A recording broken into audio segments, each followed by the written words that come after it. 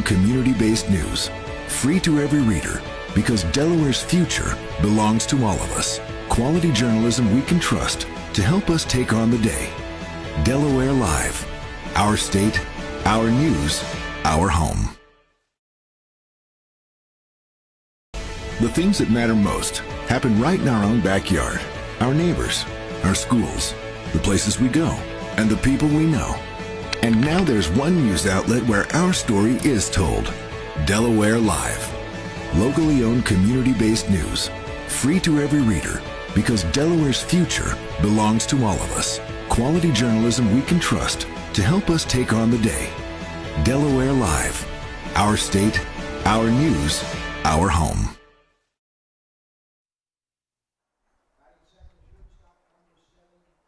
Good evening, everybody. Welcome to Frawley Stadium. Tonight, for some high school baseball, we have the St. Elizabeth Vikings hosting the Wilmington Friends Quakers. Mike Lang, Jason Winchell, Nick Halliday along with you. A doubleheader for Nick today. Jason, he had the William Penn DMA game earlier today, and we were here to watch a little bit of Mount Pleasant and Brandywine. So a busy day, sunny day, a little cool and breezy, and we'll see how the wind and the sun play into the game. We're going to start with some nasty shadows and some wind. I'll tell you what, I was here for the first game, and anything out in right field today is going to be an adventure. That's where both right fielders are struggling. The ball got up in that air, Mike, and then it was, the fielders were having a hard time. The wind was just blowing so hard. So it'll be interesting to see what will happen as darkness starts falling in and with the wind and the lights on. It'll be an interesting game for the fielders today. Jay, we'll have the lineups for you in a few minutes here. I don't have all the upset Saturday, Mike, around baseball today.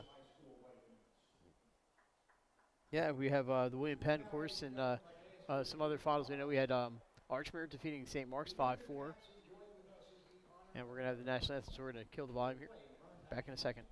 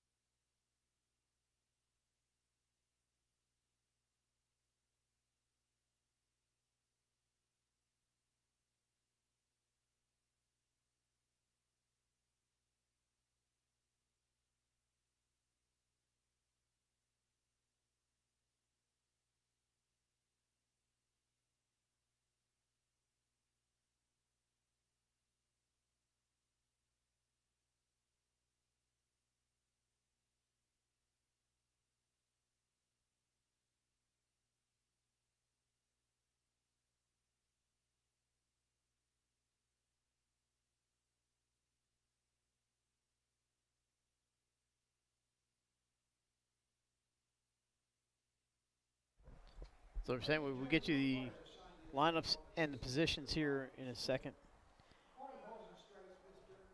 Jay Sainey's just 3 seniors on the roster, 2 freshmen, a bunch of sophomores. It's a young team.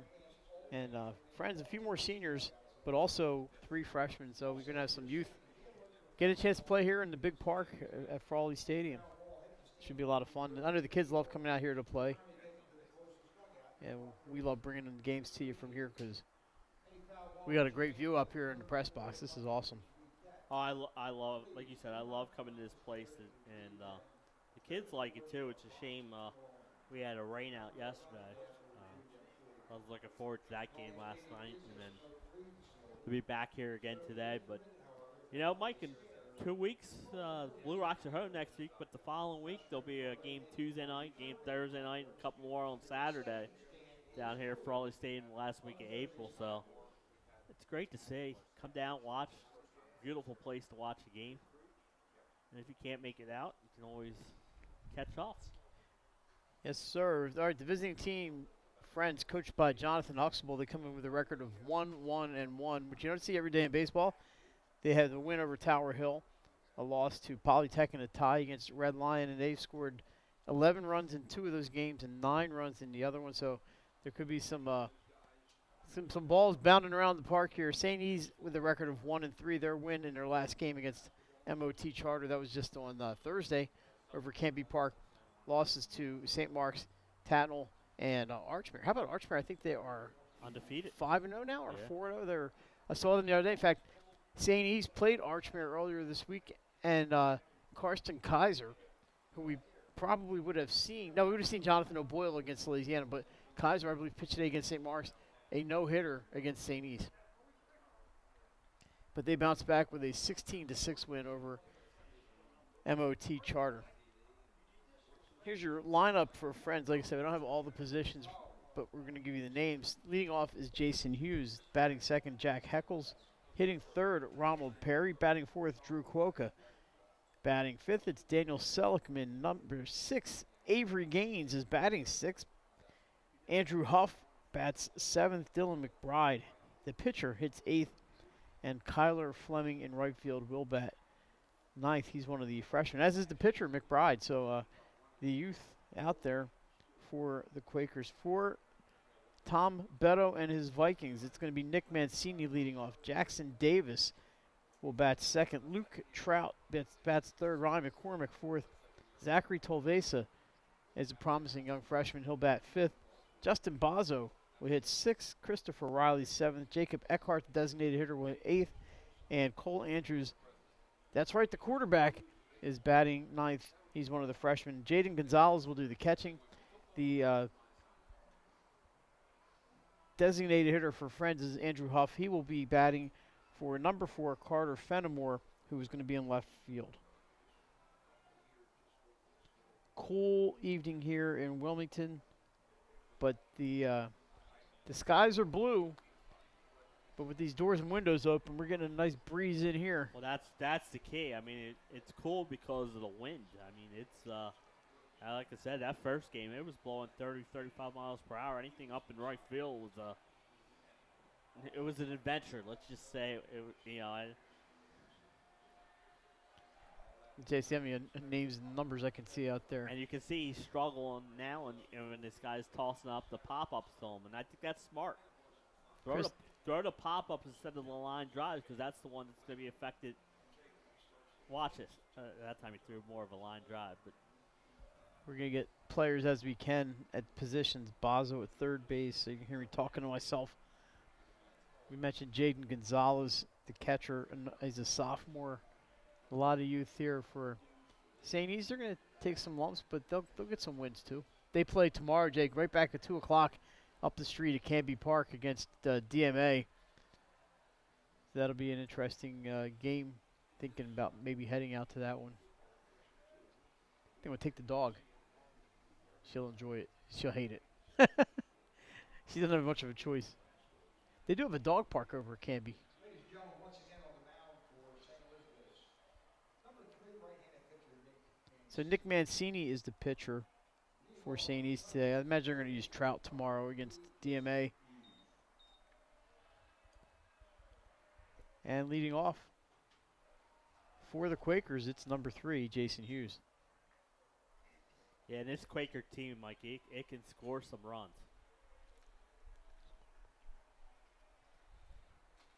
Pitches in the dirt inside, and is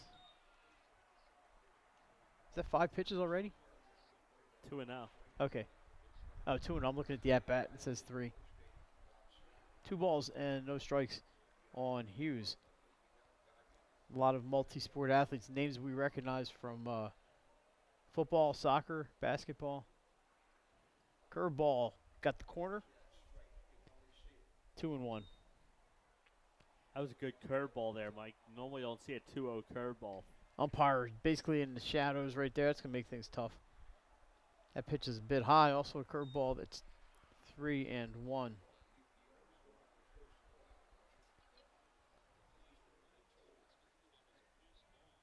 Swing down the first baseline. That's foul. And it's a full count. We heard Nick Howdy making the call in there. He was correct, by the way. He was.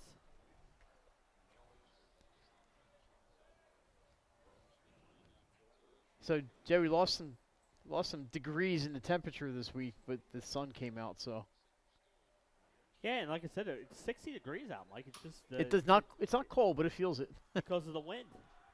That's going to be a walk to Hughes, and the leadoff runner is on for the Quakers. Those are, pitcher killer. Those leadoff walks a lot of times. Friends coming off that win against Tower Hill. Speaking of a team that's had trouble getting games in. And they had a game called today. Because Poor Coach Andrew Ellis, he just can't get his team on the field. and they're off to a tough start, too. I think they're 0-3.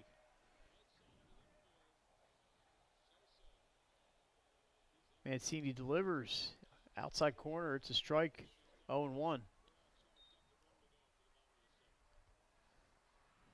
Waiting on deck is Ronald Perry. This is Jack Heckles.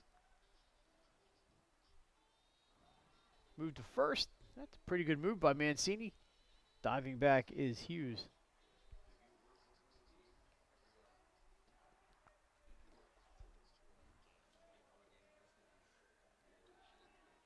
Well, he's got a nice move, doesn't he? Gotta be Yeah. careful. The first baseman I'll tell you is what. staring right into the sun. The first game, Mike, 3 errors on pickoff moves to first base. So, and I think it's like you said, the first baseman staring right into that sun. Riley's got the shades on. His future's so bright, he's got to wear shades. And he does go and basically walks to second base, and that's a steal for Jason Hughes. So he waited, got a couple moves, and then when Mancini went to the mound, he took second easily. That's what the leadoff hitter does, Mike, a lot of times. Walks the walk, and then he steals a base. He's already in scoring position. Swing and miss the off-speed pitch. Should be a 0-3, strike that's zone. strike 3. That'll bring Ronald Perry to the plate. Perry is catching tonight. A lefty. See the center fielder out there for St. E's shaded into right field. That's Luke Trout. He's also kind of shallow. Good pitch, but not good enough. Ball 1. Boy, the outfield is kind of shallow, aren't they? Yeah. I think Ronald Perry's looking at that saying, "Yeah, I can hit the ball further than that." Strike 1 on the curve. He's throwing a lot of off-speed pitch, a lot of curveballs, Mike. So, see if that sets up the fastball later down the road. So Mancini is a junior. One of just 2 juniors on the team, him and Ryan McCormack, who was out there in the outfield. 1-2 the count. And he steps off. I mean, Mancini's really got that runner in his head. Yeah. And now Gonzalez, the catcher, heading out to have a word. He's doing a good job of dancing off the base, and it's keeping that.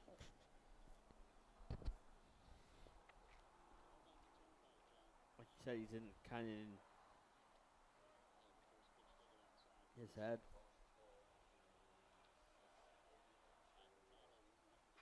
Grounded to second base. Quick play to first, and that is out number 2. Play made there by the second baseman for St. E's number 5, Zach Tolvesa.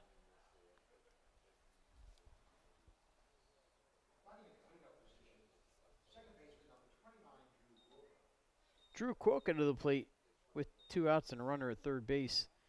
He's the second baseman tonight for Coach Huxtable.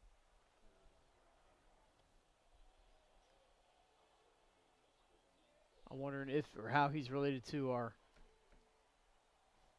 volleyball coach friend, Mary Pat Quokka. In the dirt, blocked by Gonzalez. There's a lot of room behind home plate here, more than what you usually see at a high school field. Anything gets by, that's a run. It gave both Brandywine and Mount some difficulty today on pass balls. And especially compared to Canby Park, where St. E's usually plays, and Friends. They don't have much room behind there at all.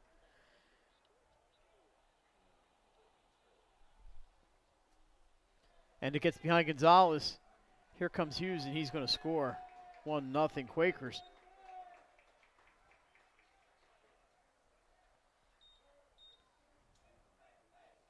So the wild pitch does it. 1 run on no hits for Well, Friends. that's that leadoff walk, Mike. Leadoff walk, stolen base, went to third on the ground out, and scores on a wild pitch, and that's kind of what you want when that leadoff guy gets on. Any way you can get him around, they'll take it.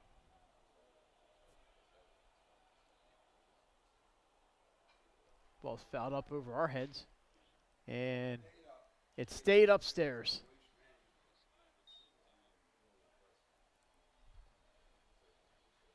We're going to have to send Mr. Celery up there to get that one. Mike, in the first game, there were so many foul balls. They were worried they were going to have to go and find balls. Swing and a miss. 2-2. Nice pitch there by Mancini.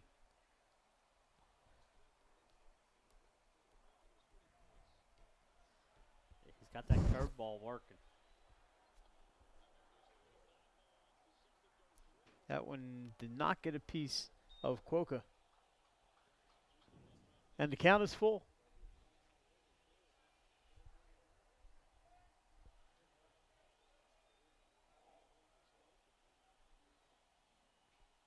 Just misses, and that's ball 4. Second walk of the inning for Mancini. Second runner for the Quakers. 2 outs. That'll bring Daniel Seligman to the plate. First baseman number 9, Dan Seligman. Seligman playing first base tonight.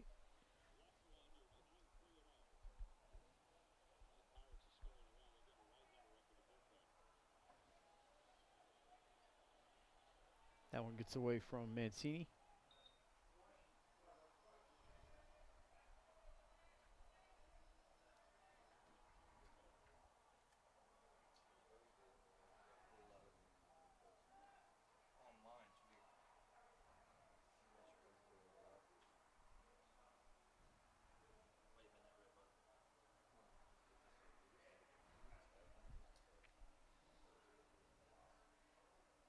One of a pitch on the way, just a bit outside. 2-0. Should Seligman reach base, Avery Gaines waits on deck. 3-0. So Mancini getting into the pitch count a little bit here in the first inning. Of course, it is 105, the max now. There's a strike.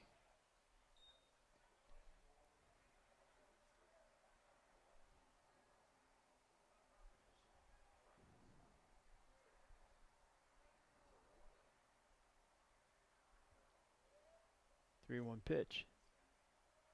Ball 4 and 2-1 for the Quakers with 2 outs for Gaines. Here comes a visit from the pitching coach. They want to get this. Well, they asked him to get out of this inning. Yeah. 3 walks in the inning is could be tough.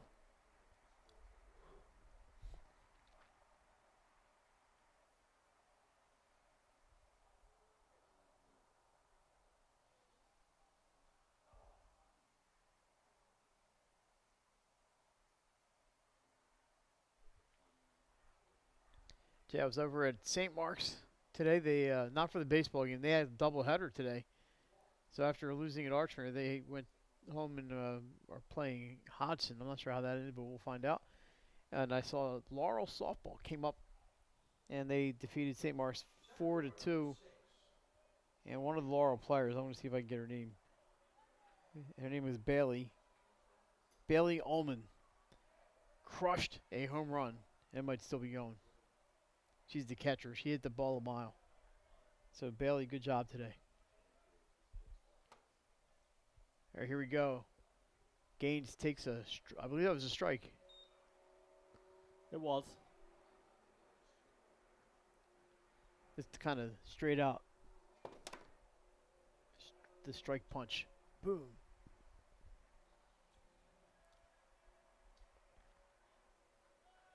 High and away.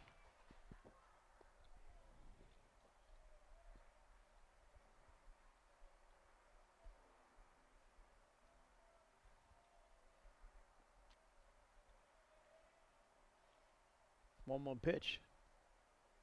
Outside.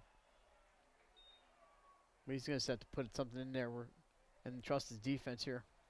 Yeah, like you said, Mike. 3 walks already in the inning. There's a swing by Gaines. That's fouled out of play down the third base side. Lands on the dugout. Not much of an effort by the fan there in the second row.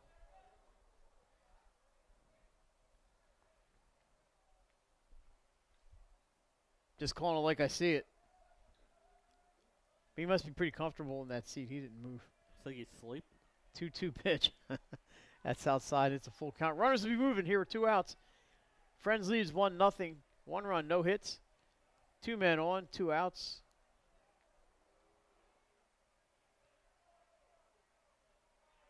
It's gone full count. The 4 battles already. That's a lot of pitches. There's popped up to the shortstop.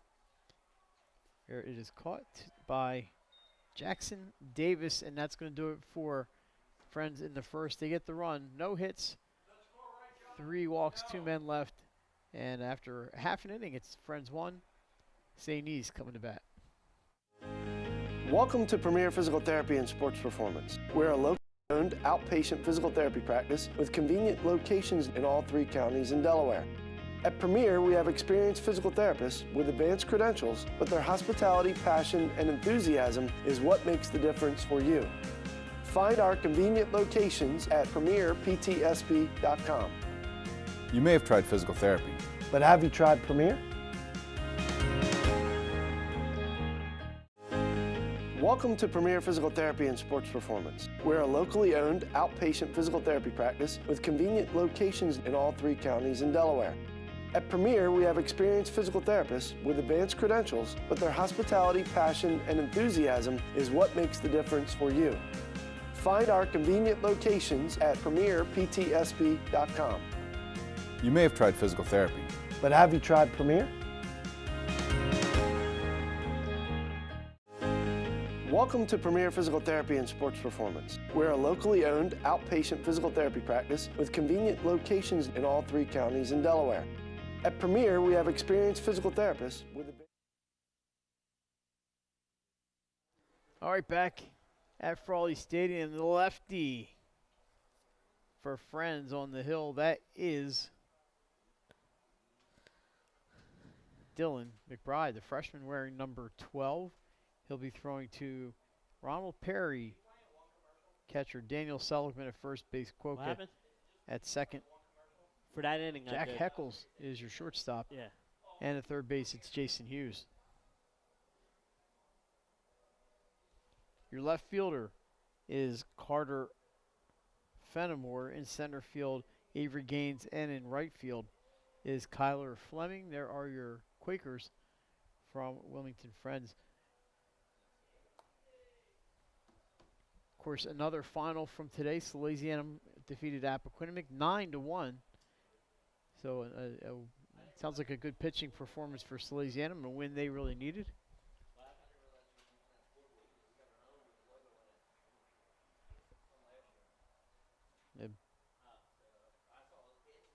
With all the rain we've had, it's been every day's a busy day. That's the one I've been using today, too.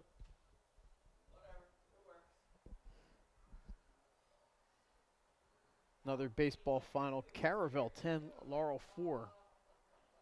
Cape Henlopen a 9-6 win over Conrad. Sussex Tech defeated Kent Island out of Maryland by an 8-5 score. Seaford 12, Odessa Odyssey Charter 2. And St. George's, they just keep rolling along, an 11-2 win over Milford. The Hawks are 4-2. It seems like they're better than that, but they're 4-2. They probably are, but next team, the Hawks, they're a pretty good team. Those are your baseball finals. That's the thing, Mike. A lot of these teams have only played. There's some teams like Cape Henlopen, I think it's 9-0 or 8-0, and then you got Concord's up there with a lot. But there's some teams that have played 4 and 5 games. You know, that like you said, they're going to be playing a lot the last 4 weeks of the season here. We're down to 4 weeks, Mike, after. Yeah, and some of these teams have 14, 15 games to play, so it's going to be 4-game weeks or Double headers like today for St. Mark's. Now it's funny because St. Mark's was off all week. I was talking to Yeah. their thing, and they said they prefer to play double headers and play back-to-back days, and that's why they went that route. But Quick note, guys. We found out today with the pitch count, it doesn't matter how many the team has played as long as the first 6 games of the season were played. So their pitch counts are the same as the guys downstate that have played 8. So it's 105. This is Mancini, a fly ball to right field into the sun. That is over the head of the right fielder, Kyler Fleming. Rounding second is Mancini. He's headed to third, and he's going to get there with a triple, stand-up triple for Nick Mancini. He helps the pitcher's cause, and the pitcher happens to be himself. So that ball hit the right field, just carried and what did I carried say, and Mike? carried. The wind out there is playing a havoc. So Kyler Fleming fielder's he tough. just could not catch up with it. So with nobody out, Mancini at third. The batter is the senior, Jackson Davis. Shortstop number 7, Jackson Davis. And Jay Araldis Chapman no longer in the game for the Pirates.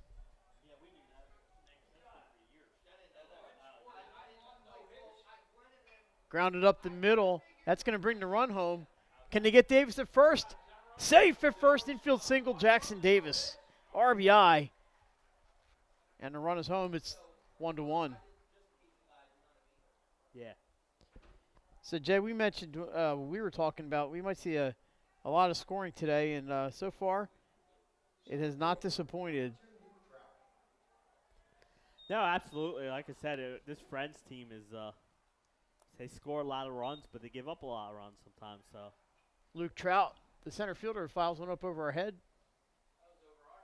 And it's still up there. might be on the roof We'll send John up to get it. in between innings while he's keeping the There you score. go, John.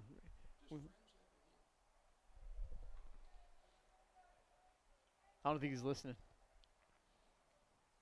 0-1 pitch. No, he's going to go to first base. Davis not fooled. So Mancini hit that ball into the right field corner, and it might still be fading away from Fleming. And then an infield hit for Davis, and here we are. Nobody out. I'm sorry, one out. Wait, why is there one out? There's nobody out. There might be now. No, that's a stolen base for Davis. Say there's nobody out? Runner on second now for the batter, Luke Trout. Is it 0-2, Mike? I believe he's 0-2. And he fakes the second. I need Glenn's cough button. It is 0-2, however, on Luke Trout's brother. Matt was a fine player at St. E's as well. Pitch is a bit outside. Looks like they're trying to get Trout to chase, and now we're going to have a meeting at the mound. Mike, we have one of the most impressive streaks to start the CACC season come to an end today. What happened? As Wilmington U softball lost its first conference game after winning its first 13, as they fell the second game to Caldwell today. But that's a pretty impressive to win 13 conference Wildcats games in a row. just have to start a new winning streak. Wilmington, congratulations to the Wildcats. I'm sure there's some Delaware products on that roster. A lot of them, including Upstairs, 2-2. Sam Freeland from DMA, Sarah Miller, Smyrna, another center fielder from Charter. Oh my God, Gillis. So there's a lot of local product on that team, and they're having a fantastic season. 2-2 pitch. Fouled straight back.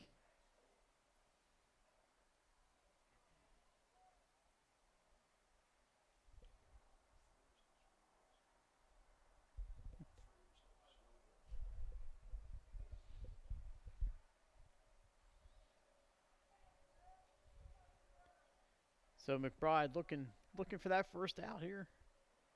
It's a tough spot it's a lot of pressure for a freshman. Gets it inside on Trout. He sends it into the seats up on the left field side. We got the race is on, Jay. Yeah. Look at that. There goes 3 kids down the concourse. Who's going to win? Oh, here's the latecomer. He's got no chance. I think the ball's in the seats. They're not looking in the right place. It's like an Easter egg. Oh, like the fourth kid might. Nope, he's given up. he gave up. Yeah, he's had enough. Count remains 2-2 on Trout. I think he found it now. It's in the seats. There we go. This time he pops it up over the infield. That's going to be trouble.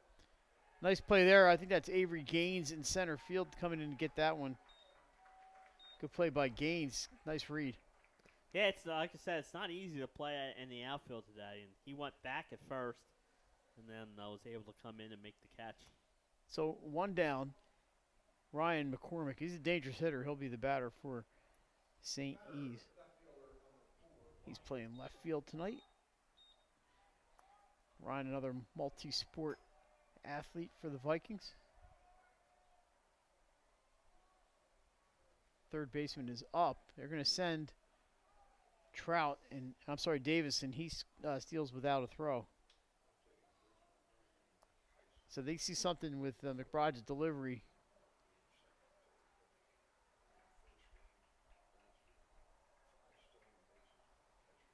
Yeah, so he had friends with the stolen base in the top half, and now St. E's with the stolen base in the bottom half. So the infield in all the way around. Pitch in the dirt. Nice block there by your catcher, Ronald Perry.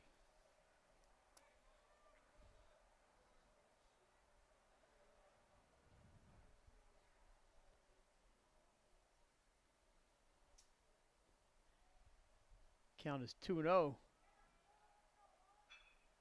Swing to third base. Oh, they got Davis in a pickle. And he slides in, but the tag is made. And that's going to be out number 2. Nice play down there at third base for the Quakers.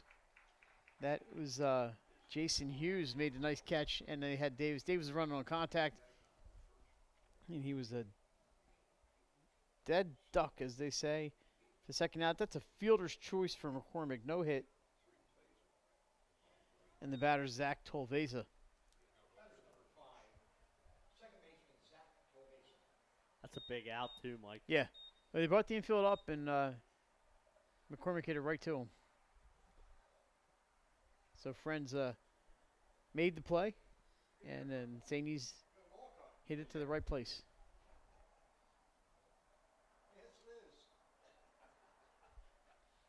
So 2 outs now. Runner on first is Ryan McCormick.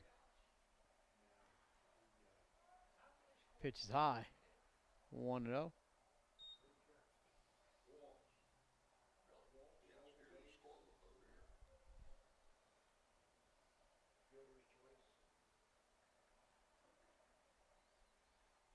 So then, that first game here today, Brandywine, I think, had 6 runs on 2 hits. There's a strike call, 1-1. Yeah, it was a lot of errors, that's for sure. And they're sometimes playing on the bigger field, plus the, like I said, the wind was playing havoc. A couple pickoff plays went. There was one, Mike, the pickoff play got by the first baseman, and the runner came all the way around to score from first base. Yeah, I think a fine job today by the Mount Pleasant students on WMPH. I was listening to them on my way down here, and they mentioned that. I think it was Dylan and Owen. Strike 2 called, 1-2 on Tolvesa. On deck, Justin Bazzo. Should Tolvesa reach?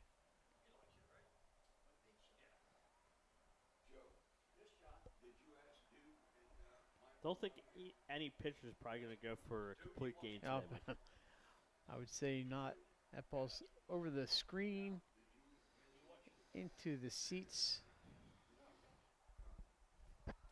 Missed the St. E's fans. Look at that. It's a souvenir. No. Like it's one of the St. E's kids comes back and gets that ball. the first game, like I said, they were setting someone out to get more balls because they were just Heading out of the local sporting goods store. Yep.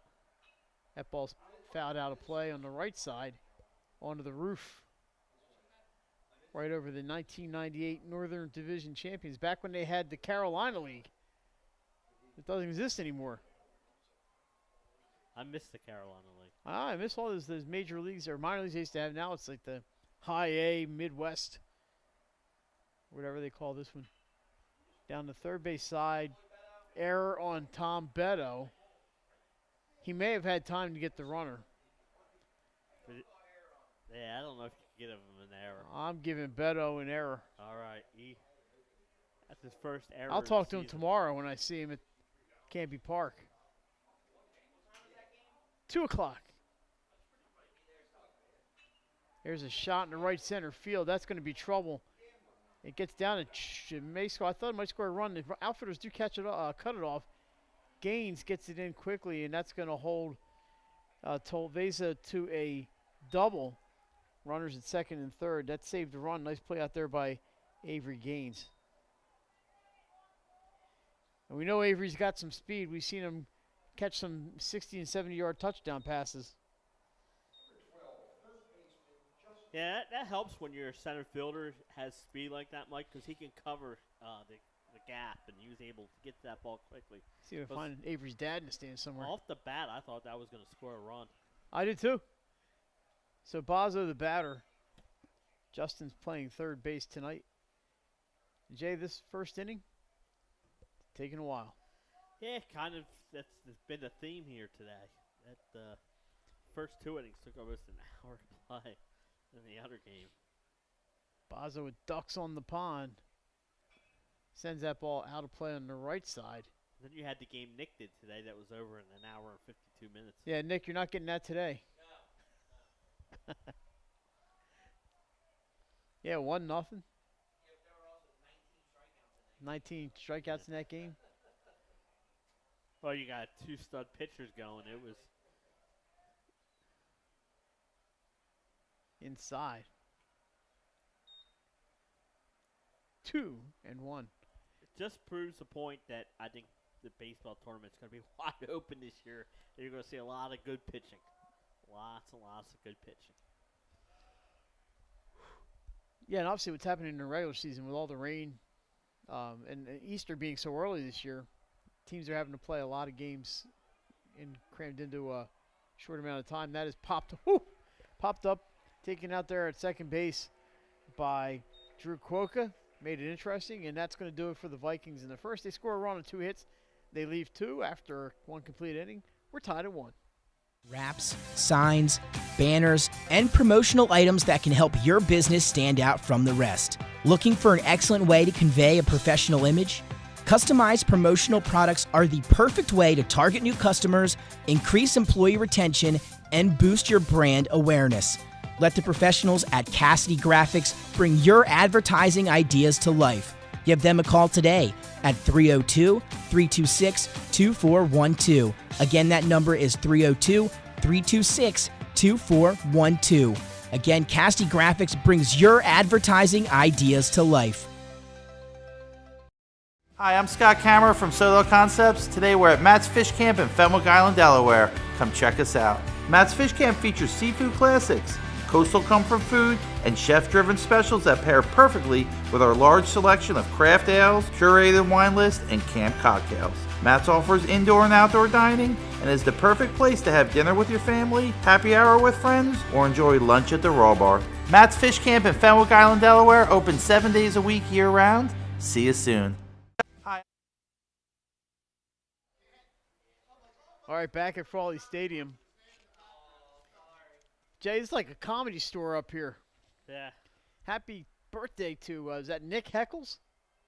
Nick Heckles having a birthday. No K on the end. Yeah, that's what he said. You don't have a K on the end here, do they? He said it was on the screen. That was a typo then. Guys, program. All right, so leading off for the Quakers, it's going to be the designated hitter, Andrew Huff, followed by Dylan McBride and Kyler Fleming, the 7, 8, and 9 hitters for the Quakers. They're tied at 1 with St. E's, looking for their first hit off of pitcher Nick Mancini. Well, that was the difference in the innings. The Quakers had 3 walks in the top half of the first. And St. E's hit the ball. Strike called. I think the message to Mancini would be just put the ball over the plate. We need pitches out of you. We have a game tomorrow. There's strike 2. That was a curveball right at the top of the zone. On a lovely April Saturday here in Wilmington. Thanks for joining us today. Mike Lang, Jason Winchell, Nick Halliday on the camera. Not sure what's next on our schedule, but we'll take a look.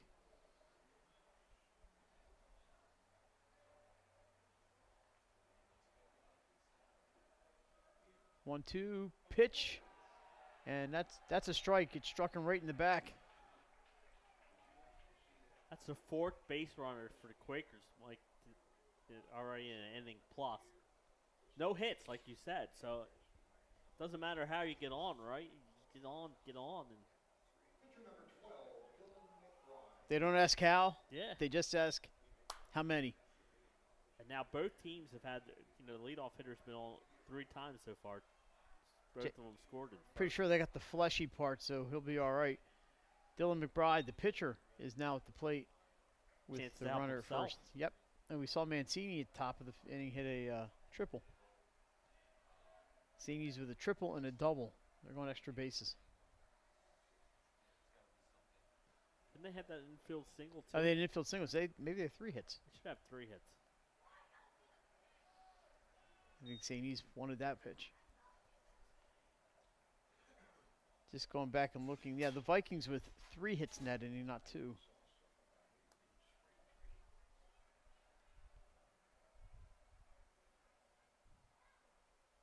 Outside, got away from Mancini just a bit. Jay Lacrosse final today, Salesianum over Cherokee out of New Jersey. I think that was 16-4. South's got some big ones coming up, including Lawrenceville, New Jersey, and I think on the 26th. Grounder to third, played there by Bozzo. He goes to second for 1. Relay to first, not in time, fielder's choice, but they get the lead runner. Good play there by Justin Bozzo. Yeah, it was a really nice play. Like you said, get that lead runner.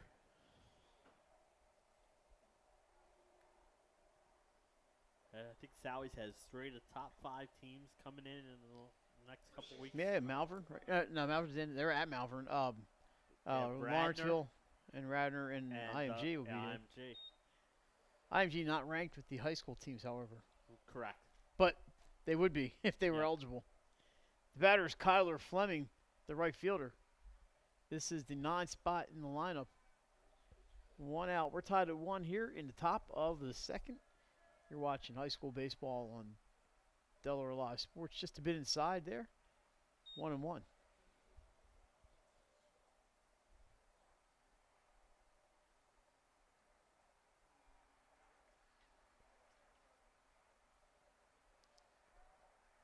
There goes the runner. Gonzalez throw, not in time. Stolen base for Dylan. Was that a pitch? No, they lift the pitcher in to run for himself. Oh, wow.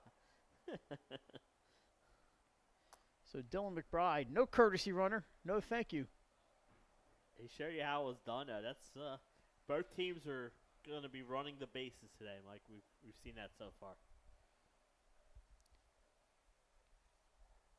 And then the umpire's talking about something out there. Now they're going to get the courtesy runner. Here comes number 5, your courtesy runner. That's going to be Zolly McClary. You know, Joe, there's not too many Zollies running around out there. That's a cool kind of name.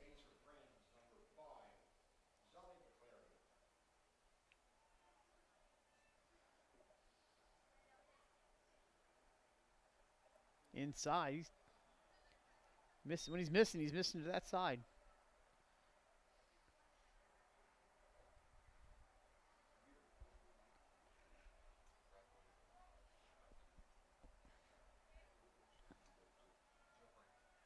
There's a strike 1, 2-1. I'm sorry, 3-2.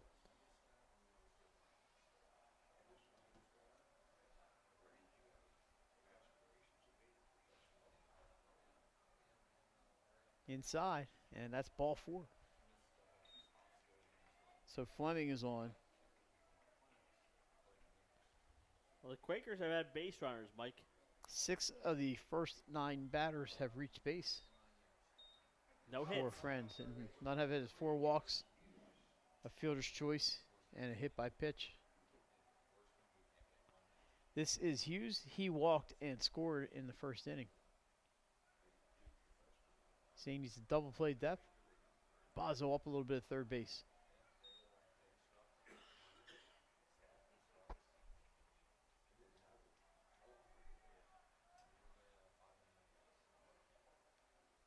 Oh, 1 pitch on the way. And Mancini wanted that one, but it's called a ball.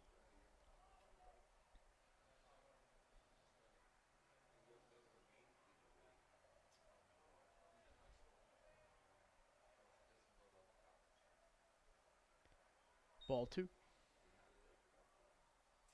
Jay, the bullpens here at Frawley used to be out on the field, but no longer they are. Both in the outfield. Used to be able to see these guys warming up. That's a fair ball. Taking it first. And the out made there by Christopher Riley. 3 unassisted for out number 2. Yeah, it does get a couple guys into scoring position. But now with 2 outs. Jack Heckles is the batter. He struck out his first time up. There's a strike inside corner. The pitch he's been looking for, and he's been going too far into that side. He's pitching from the windup, and it'd be a little surprising the runners are not getting more of a secondary lead with him in a windup. That was ball 1-1.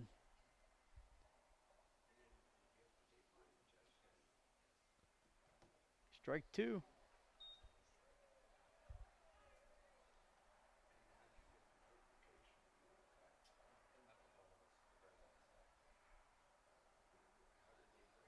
So Mancini can see his way out of another inning full of base runners, but that's lined into right field for a hit. 1 run is home. They're going to send the second one.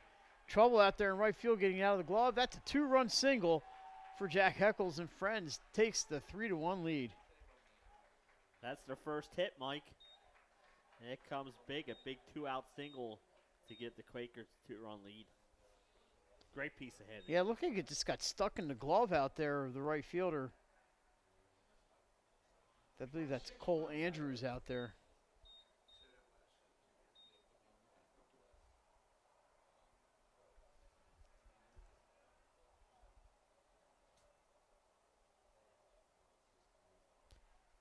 And there goes Heckles, and he is safe. Ball in the center field, but backed up out there and no further advancement. Another stolen base. So we can see, Mike, both these teams, when they get on, they're running. They're not wasting any time. Ronald Berry is the catcher. Jay, I think I called him Perry, but it's Berry. Ground ball towards second base. Taken there by Tolvesa, and he retires. Berry for the final out, but Friends tacks on 2 more, 2 runs. They got their first hit, and they left a runner after an inning and a half. It's 3-1 Quakers. You're watching high school baseball on Delaware Live Sports. Your home, your community. It's not just where you live, it's where you belong. At Dover Federal Credit Union, we understand what it means to be local. We started here, and we're not going anywhere. We're as local as it gets, and we like it that way. We're not just a financial institution. We are the local credit union that you can trust. Local people, local decisions. Dover Federal Credit Union. Your home, your community. It's not just where you live, it's where you belong.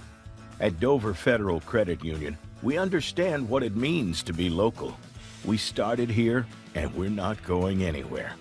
We're as local as it gets, and we like it that way. We're not just a financial institution. We are the local credit union that you can trust.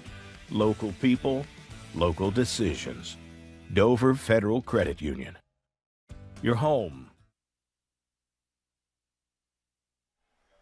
All right, back at Frawley Stadium. Bruce Springsteen in the background for a 3-1 game here. Dylan McBride back on the hill for the Quakers, and he will face the 7, 8, and 9 hitters, Christopher Riley, Jacob Eckhart, and Cole Andrews for the Vikings of St. Elizabeth.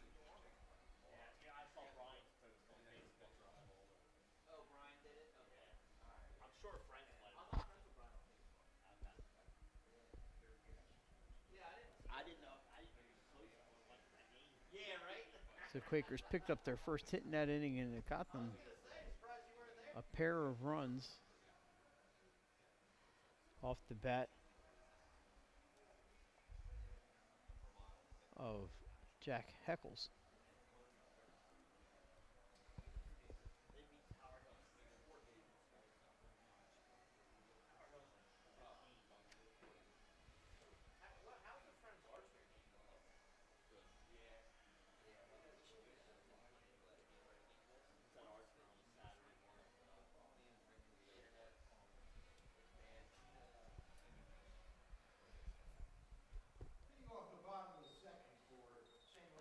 That was quite a bit of Dancing in the Dark that we heard here. It seems It's not my favorite Bruce song, but it's all right.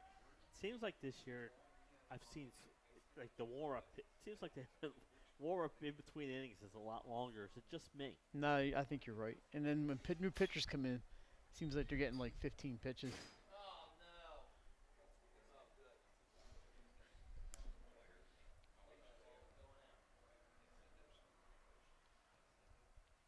The 0-1 pitch on the way to Riley. He's the first baseman. That is a ball. It's 1-1.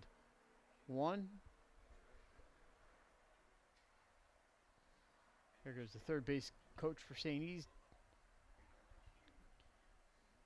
Must have fell asleep in I'm not between sure what innings. was going on. He's also the manager of the team. He may have been doing the managing stuff. Probably. And he knows I'm just joking with him. He's a good guy. Though we saw Mr. Papilli in the audience Well, maybe today that's too. who he was talking to. It's possible. 1-2 pitch on the way. Just missed. 2-2. He was probably saying, "Hey Joe, since we have a game tomorrow, after a game on a Saturday night." Maybe he's trying to get Monday off. Yes. He was pitching it for the kids. 2-2 pitch.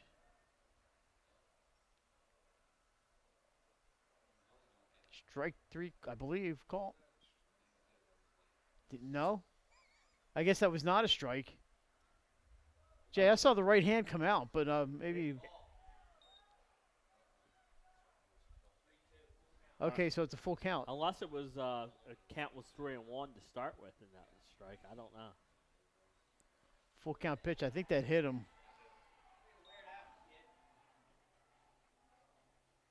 And that's a leadoff runner for the second straight inning for the Vikings. The batter will be Jacob Eckhart, the designated hitter.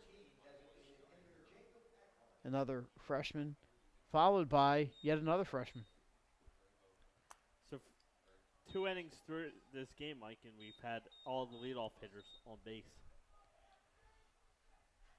That's not how you get an hour and 56-minute game. Eckhart bunts right back to McBride, throws it into right field. Into third base. He's coming and coming around is Riley. He's going to score. Eckhart motoring to third. He's out at third. But the run is home on the error, and it's 3-2. So, Jay, we're going to call that a sacrifice E1, no RBI.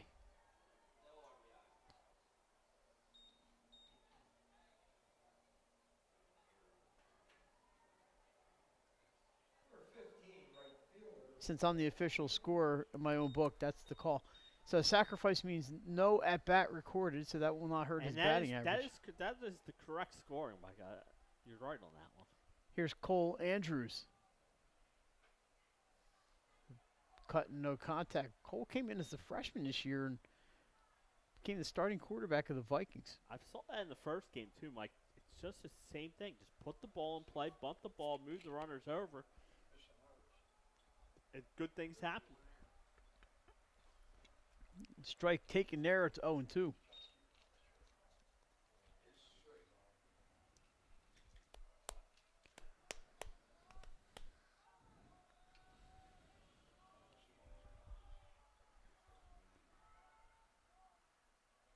swing and a miss. Out number 2. Strikeout for McBride there.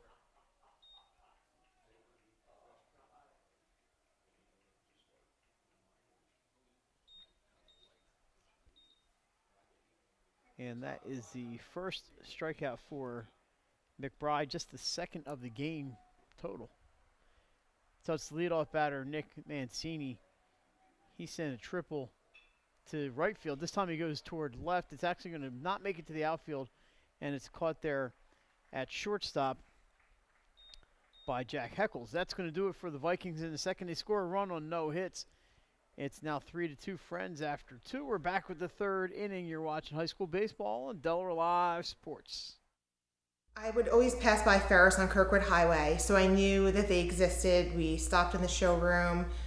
We just clicked, like from day one. They did a total kitchen renovation for us. Ferris was so organized.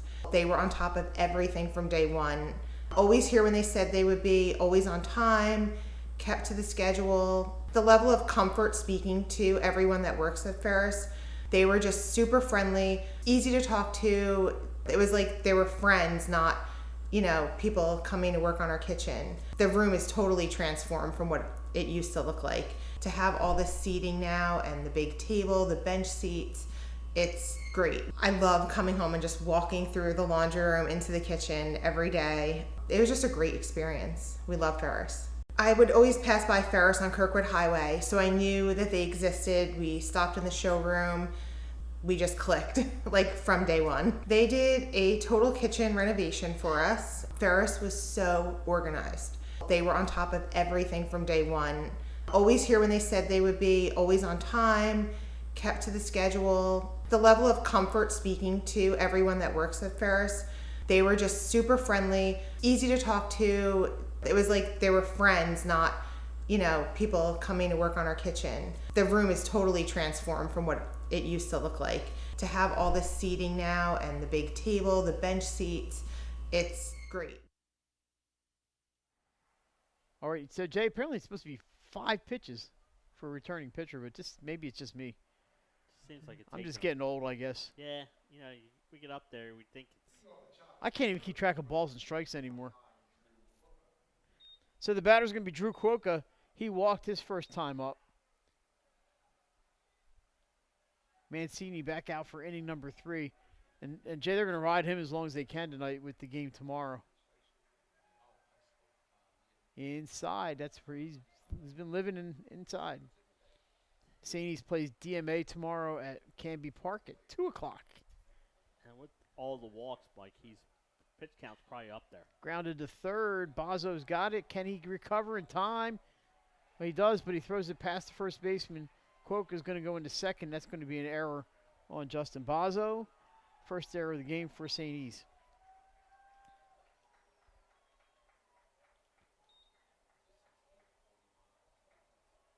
So Jay bobbled that, made a nice recovery, and then just threw it wide of Riley. That's unfortunate, but runner on second with nobody out for Daniel Seligman. Seligman also walked his first time up.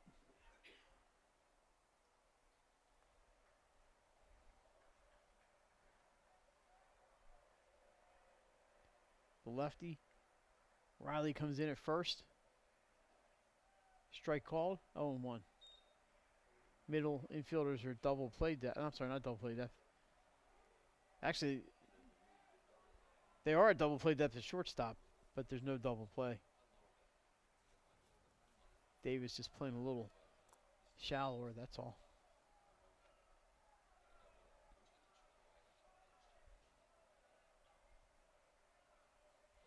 One count on Seligman.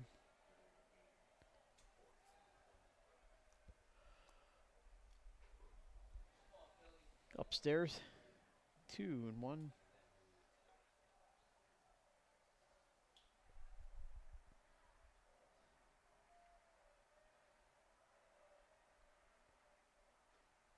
Strike call there, 2-2 on the outside corner. Seligman wearing number 9. He'll be followed by Avery Gaines. Another lefty. Swing and a miss, and the strikeout for Mancini.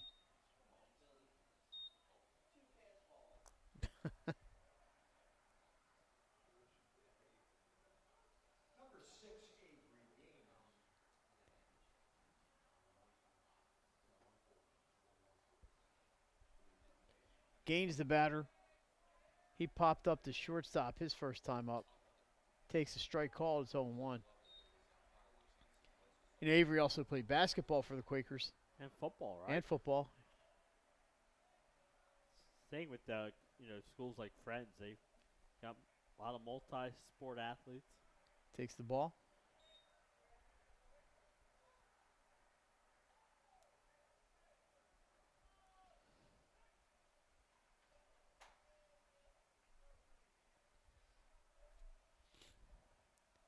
Does not offer, and that is low for ball 2.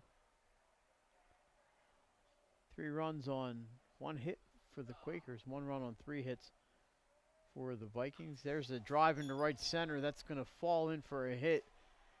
Runner at second had to hold up and wait to make sure it wasn't caught. He's going to stay at third, first and third for the Quakers. Quokka at third, and a hit for Avery Gaines. He's at first base. That's good base running, Mike. You don't want to, like you said, he has to wait for that to get caught. And now you got runners from the corner, so just 1 out. Designated hitter Andrew Huff comes up to bat. He took one off the lower back last time up. Saying he's now set up for a double play. We'll see if Gaines goes. Well, they almost got him leaning. Gaines was going to second. He almost went. Mancini was throwing it to first.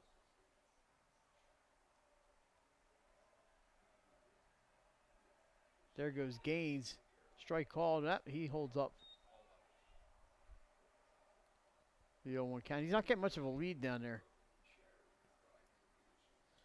In the game earlier, Mike, Mount had runners on first and third. He did the old where the runner got in the rundown and the player scored. And they didn't get an out on the play, so. Strike called. They're not even going to throw. No. Gaines takes second base. It's a double play out of play now. And 2 runners in scoring position, but an 0-2 count on Huff. He'll be followed by the pitcher, Dylan McBride. That gets by the catcher, Gonzalez, and in to score is Drew Quokka. Moving up to third is Gaines, and the lead is 4-2 for the Quakers.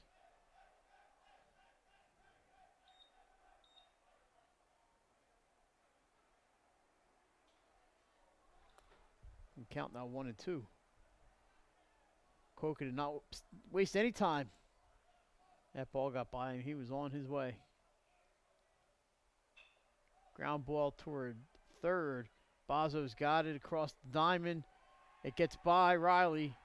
Run comes home. McBride's going to stay at first. We'll see how we score this one. I'm sorry, Huff is going to stay at first. Looks like it's been scored an infield single.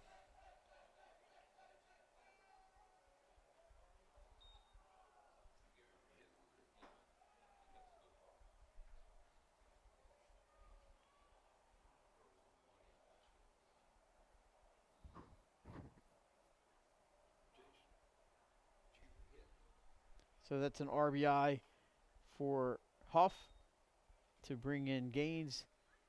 And Coach Beto out there looking at his lineup card, Jay, trying to figure out where he can go. The batter is going to be Dylan McBride once we figure out if Mancini's going to stay in, and he does.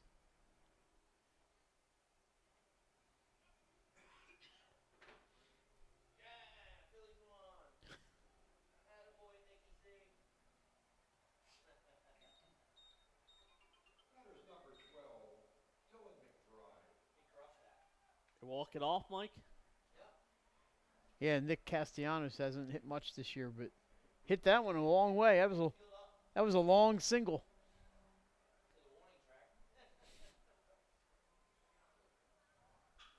This ball sent to second base. Going to be one play at first, and they just got McBride there for the second out. Moving to second is Huff. The batter will be the right fielder, Kyler Fleming. Jay, by the time that reached Tolvesa at second, he didn't have any play, even though the runner was literally right in front of him.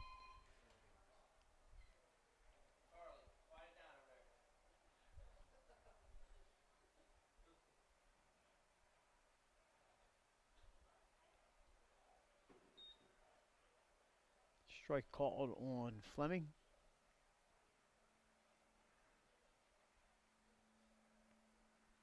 Good pitch. And he's ahead 0-2.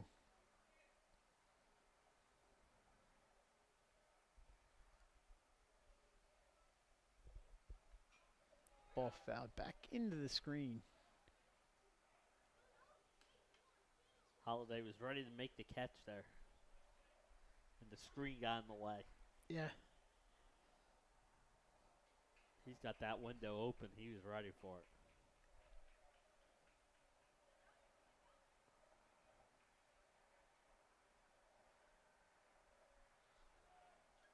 All right, 0-2 pitch. Curveball just a bit outside. I like that. You know, 0-2, don't give him anything to hit. Try and pick that corner. He was just a little bit outside.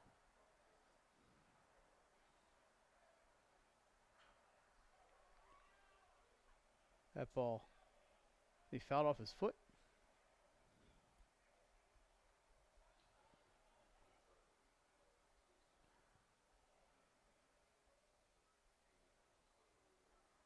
Think he got an ouchie.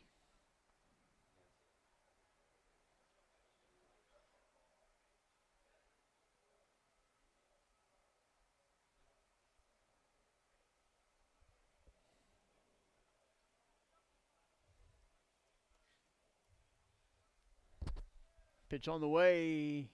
Inside corner called. Strike three. So that's going to be the third out. Friends picks up.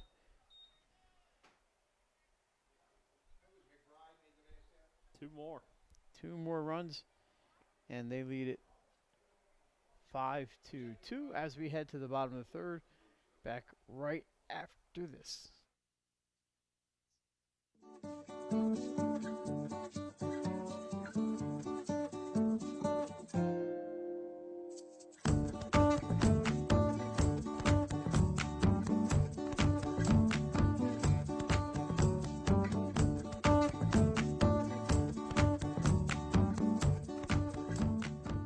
Get the assurance that your HVAC system is what you need with Ambience. Ambience provides you with over 25 years of experience in the heating, cooling, and plumbing industry. The team at Ambience Heating and Air Conditioning provides high-quality residential HVAC installations, maintenance, and repairs in new and older homes in the Delaware, Maryland, Pennsylvania tri-state area. You may not realize it, but half of your energy costs go to heating and cooling. Make sure your energy dollars count and call us today for a free estimate. 302-239-HVAC. 302-239-4822.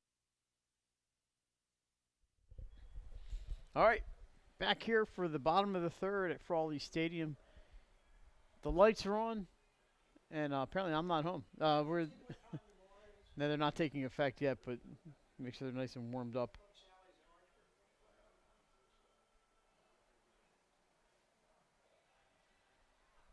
Coming up for the Vikings here in the bottom of the third, it's going to be Jackson Davis, Luke Trout, and Ryan McCormack without a K.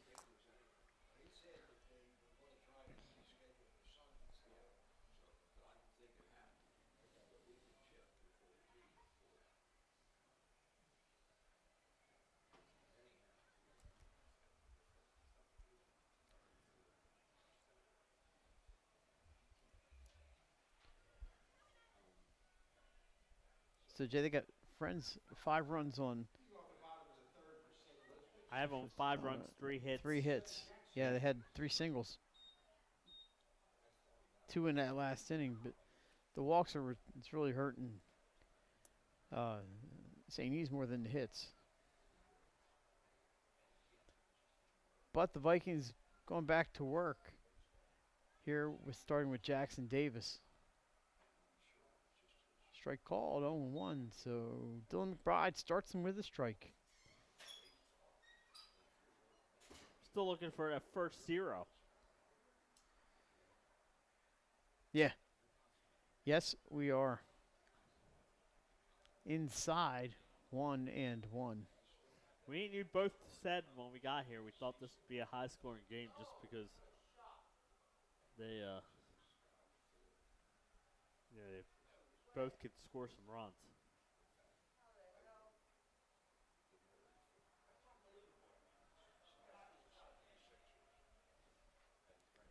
One pitch outside, 2-1 on Davis.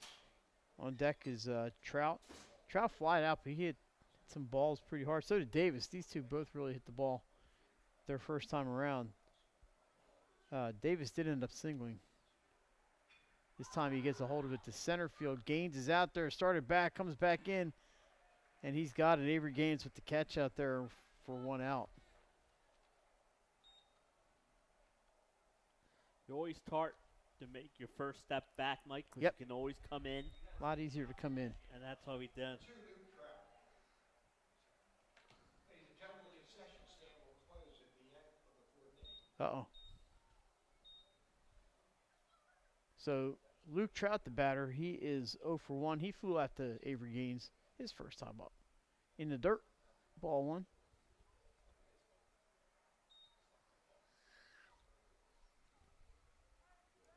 Got some bullpen activity down there. In the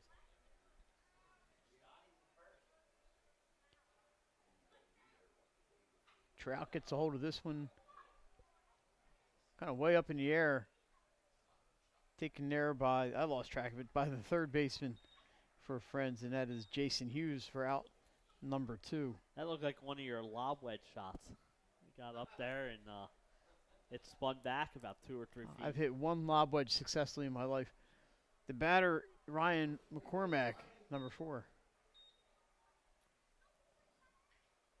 McCormack is 0 for 1. He reached on a fielder's choice his first time up. First pitch high.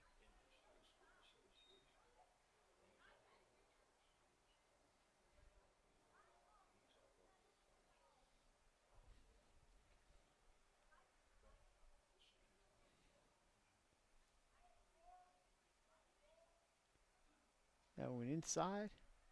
2-0.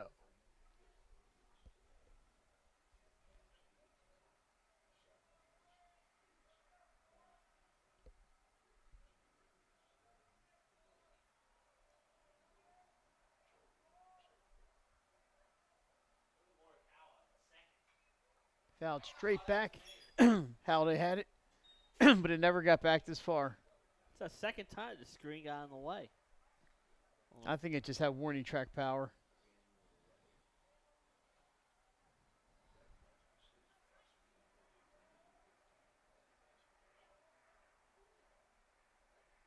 That pitch is high. You know, I'm kind of looking at these Blue Rocks like champions, Carolina League champions banners up here. I actually got to cover one of these Carolina League championship games many moons ago. Up the middle, off of McBride. Played there by Hughes to first. He got it. Score at 1-5-3 on the play for a hard-earned out for Friends. And we have a 1-2-3 inning for the first time tonight. It's 5-2 Quakers after 3. We're back after this. The things that matter most happen right in our own backyard. Our neighbors, our schools, the places we go, and the people we know. And now there's one news outlet where our story is told. Delaware Live. Locally owned community-based news. Free to every reader because Delaware's future belongs to all of us. Quality journalism we can trust to help us take on the day. Delaware Live. Our state, our news, our home. The things that matter most happen right in our own backyard. Our neighbors, our schools, the places we go, and the people we know. And now there's one news outlet where our story is told. Delaware Live. Locally owned community-based news. Free to every reader because Delaware's future belongs to all of us. Quality journalism we can trust to help us take on the day. Delaware Live. Our state, our news, our home. All right, back at Frawley Stadium. Mike Lang with Jason Winchell and Nick Halliday in there talking golf as it's Masters weekend. Quakers batting here in the fourth with the 5-2 lead, and they will bring the top of the order, Jason Hughes, to the plate. He is 0 for 1 with a run scored. And pitch is low. Ball one. Pace is picked up a little bit here. I probably just jinxed this. That was the first 1, 2, 3 half inning.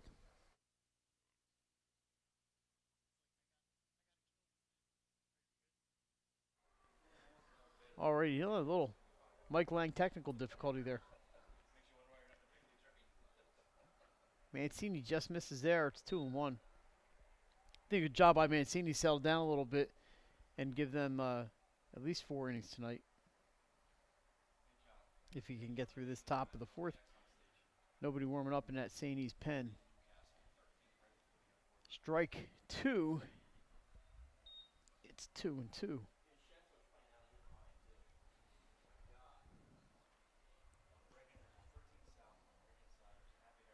Hughes sends it to shortstop. What a play out there. And that's an out play. That's a nice play, but I believe that's Jackson Davis, the shortstop, and he made himself a major league play there. That took a bad hop on him. Up off the mound, right off that mound, Jay. And he stayed with it, like you said, made a great play. See if we get the replay here.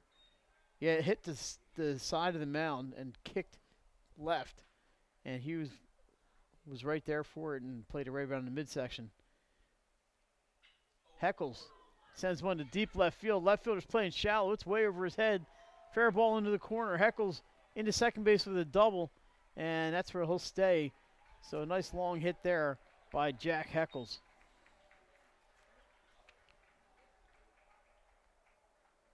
Yeah, he hit that one good. Like you said, the outfielder was in, Mike, and he had a long way to go. So. Ooh. So before I had a chance to even say it, Heckles now 2 for 3 tonight with the 2 RBIs, single and a double after his first inning strikeout. That is a mile-high pop-up. Davis makes the play. He pounding the chest like Tug McGraw. That was Ronald Berry on the swing there. I think Jackson Davis kind of lost it in the twilight here, but picked it up in time and got his glove underneath that ball. As we watch the replay here in front of us. Shoo! He says, yeah, I got that. I had it. I like Jackson, good kid. So 2 outs for Drew Quokka. He's had a pretty good night too. We'll see if he gives me a chance. Fouls it right back in Nick Halliday. Oh, almost had it. Yeah. No, the kid's going to hold that ball hostage. So Quokka has been on base twice. He has reached on an error and walked, and he scored a run. I stick that right out the window. You could buy one from the Fanatic. That pitch missed. It's 1-1. Look, this kid's excited, man. He's got himself a foul ball. Who's the home team? St. E's. They're going to be sending somebody up for that one soon. Down to third base line. That's a fair ball. That's going to score a run. Quokka rounds first. He's going to stay there. Heckles comes around to score, and it's 6-2 Quakers. Got around on that one. Yeah, good piece of hitting. But right down the third baseline and drives in the 2-out run. And with 2 outs, you knew Heckles was running. So now you got the Freds have scored every inning, Mike. And this team can score runs. Third time on base for Drew Quokka. That'll bring up Daniel Seligman, the first baseman. He is 0 for 1 with a walk.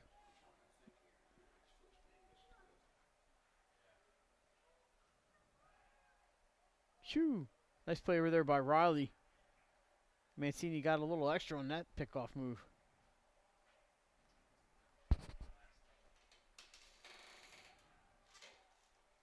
That went right on the money. So it's 6-2 Friends as they have scored in each inning so far. Pitch is outside. Quokka goes, and he steals second ball, gets away from Davis. But back there to back him up is the second baseman, Tolvesa. I can see why this Quaker team scores a lot of runs, Mike. They get on base. And They- they they take a run. lot of pitches. They run, and they hit the ball pretty good. There's a swing and a miss. 1-1 on Daniel Seligman. I saw him play soccer for the Quakers, if I'm not mistaken. I think he was their goalkeeper. Fouled off down the left field side, heading over toward that picnic area. They made it to the Not quite. D2 semis this year, where they lost to St. Mark's in penalty kicks, Mike. Yeah, I think we were there. Yep, at Abyssinia Stadium. It was probably a cold night, if I remember right. It was. Curveball, dribbled down the third base line. They're not going to get him. Safe for barely safe first to Seligman on an infield hit. That's a line drive in the book. That's going to be a base hit for Seligman. Moving up to third is Drew Quokka. I was beginning to me, I was just going to say, eat that ball, Mike. You don't throw it away. He almost got him. And he almost got him. So that tells you, that my thinking is not always right.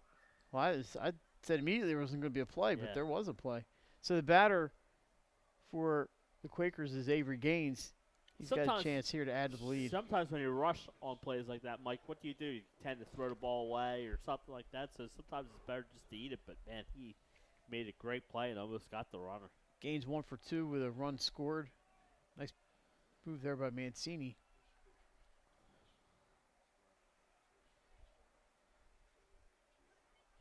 Avery singled his last time up.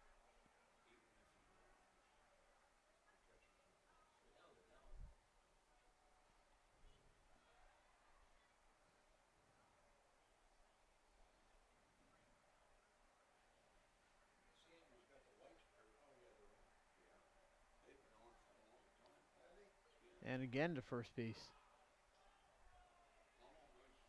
Quokkas is waiting for that ball to bounce away. Drew Quokkas got pretty good speed down there at third.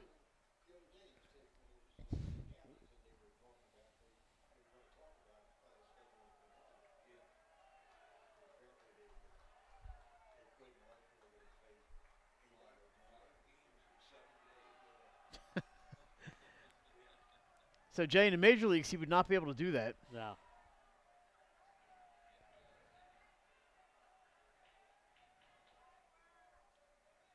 And now we have a timeout at the plate. Gaines still waiting to see the first pitch of this at bat. And the fans are all over him out there.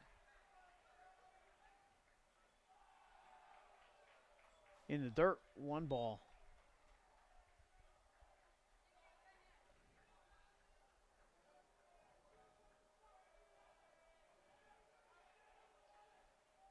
There he goes. So Seligman takes second.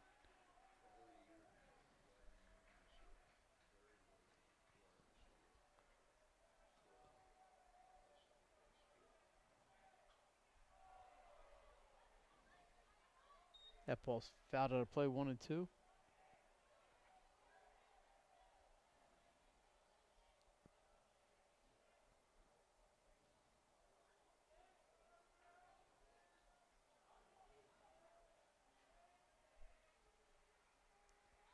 Strike. 3 called. Gaines is out, and that's going to do it for the Quakers. They do tack on 1 more run. They lead 6-2 as we head to the bottom of the 4th. You're watching high school baseball on 302 Sports.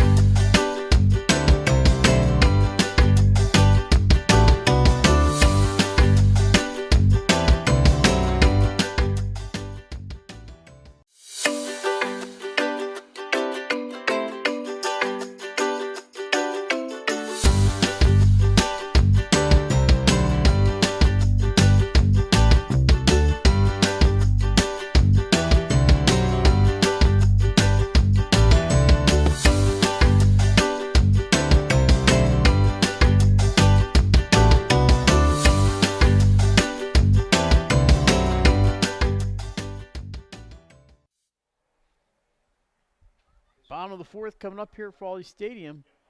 Thanks for joining us on a Saturday evening. Mike Lang, Jason Winchell, Nick Halliday next door here in the photo booth. Jay, we had a tough standard to live up to. The Mount Pleasant kids here today, they did a great job. They did a radio broadcast, Mike. And it's good to hear some baseball on the radio. Yeah, it was Dylan and Owen, and then there was Vanna and Samantha. Correct. WMPH. I used to listen to that when I was a kid. For a while, they had six kids in here. So good job by them. Mount Pleasant picks up the win in that game, by the way. Dylan McBride still on the hill, the freshman for Friends. He's got himself a 4-run lead.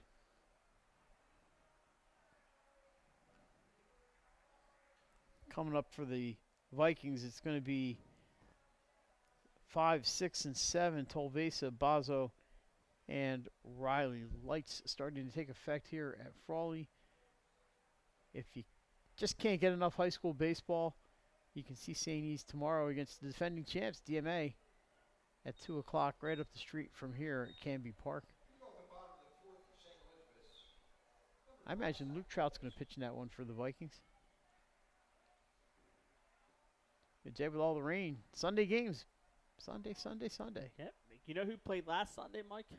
You're never going to guess. Mount Pleasant played. Mount Pleasant on a Sunday. Odyssey Charter. You got to get the games in, like you said. I know St. Mark's and Conrad usually play on a Sunday. They got that coming up, right? I think it's 2 weeks. Inside on Tolvesa. Actually, a week from tomorrow, probably. I won't be able to make that one. I'm working all day. At the time of year, I started thinking about getting in my pool and doing my volunteer work. 1-1 pitch. Strike 2 called.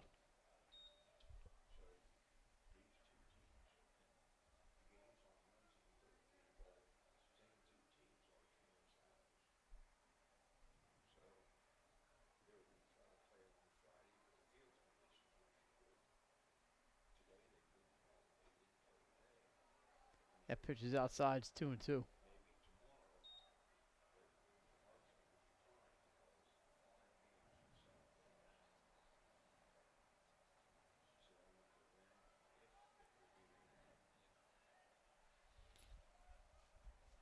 McBride done a good job of getting out of trouble. This sent up into center field toward Gaines. He's coming hard, slides and makes the catch. Avery Gaines loses the hat, but he'll take the trade off there. He's played a good center field, Mike. He has. We know the guy can catch. We said that earlier. Yep. But you were talking about, he had a first 1-2-3 inning last inning. And then he gets the first out here. So, like you said, he settled down after that first 2 innings where he's given up just 2 runs, 3 hits. The third put out tonight by Avery. Yeah. Brings up Justin Bazo. Inside.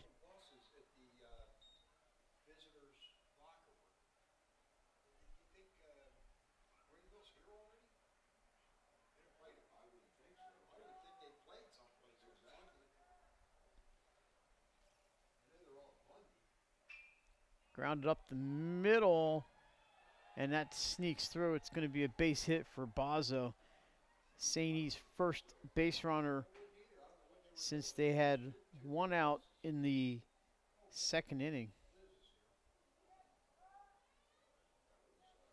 And that was a sac bunt. Jay, that's their first hit since inning number 1.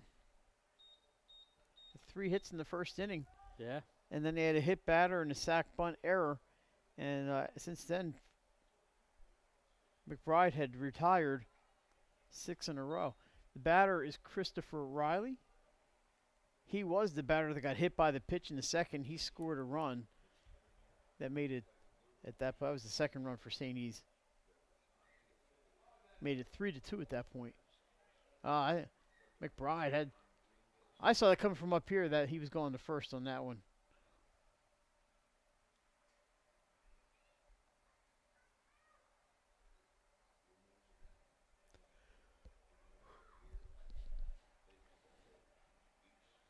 Here's the 0-1 pitch. Swing and a miss. Little lefty on lefty violence there.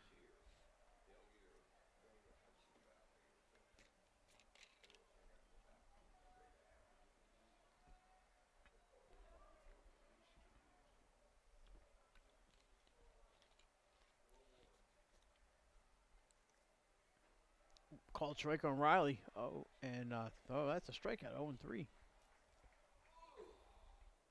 That's the second out of the inning, and it'll bring up Jacob Eckhart. Eckhart with a sacrifice bunt, his first time up. Pitcher threw it into right field. Eckhart was thrown out trying to get to third base. 9-4-5.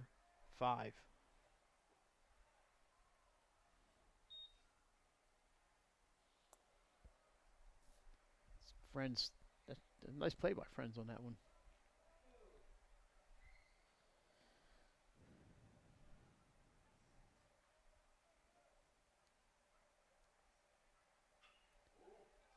Hitting the right field. Right fielder's playing shallow, can't hang on, and it's going to be safe all around. Look at that throw, Jay. A little bit of mustard on that throw, but played over there nicely by the Quakers. Let's see how we score it.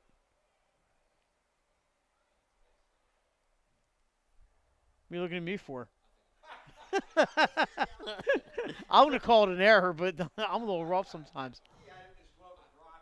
Yeah, it's going to be official score is an error. Jack and everybody in the press box is looking at me like, all right, I'll make the call, whatever. You've been making the call all game. I have. They trusted you. I don't know. It's going to be.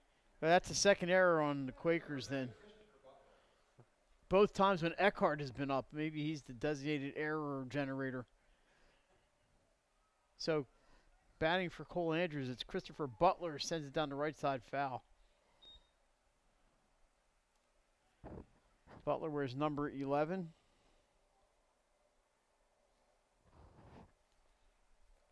Christopher Butler is another freshman for Coach Tom Beto. No, while we had some help up here. Sent down the right field line. That's a foul ball. Woo, that's close. I think it was the right call. It's a goofy angle for us.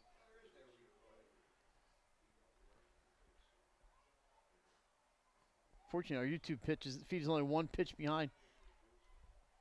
That was so fast, Nick couldn't quite catch up to it. All right, 0-2 count. Runners at first and second for Butler. McBride trying to get out of this one. Strike 3 called, and that'll do it for the Vikings in the fourth. No runs, they had a hit, and they leave 2 after 4 completed. 6-2 Friends. We're back on 302 Sports right after this. Hi, I'm Scott Kammerer, president of Sodell Concepts, the best restaurant group in the state, and we're inviting you to come join our team. Sodell Concepts is a growing hospitality company with 16 restaurants and a variety of other hospitality businesses, all located in beautiful southern Delaware. We have recently added many departments to our executive leadership team, including a training department, a property development department, and a construction department. We invite you to come live at the beach and work with a growing restaurant group with many opportunities to advance your career. Sodell Concepts Restaurant Group, come check us out.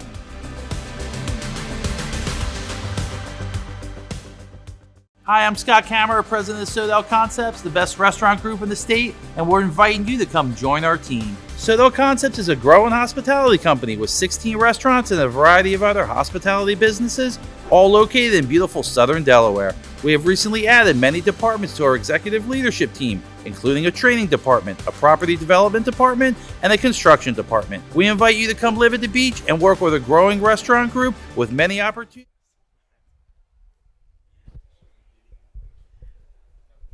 Back at Frawley Stadium, 5th inning action here in Wilmington. Thanks for joining us. It's been a busy week here for 302 and at Frawley Stadium. We had Polytech and Woodbridge the other night, Jay.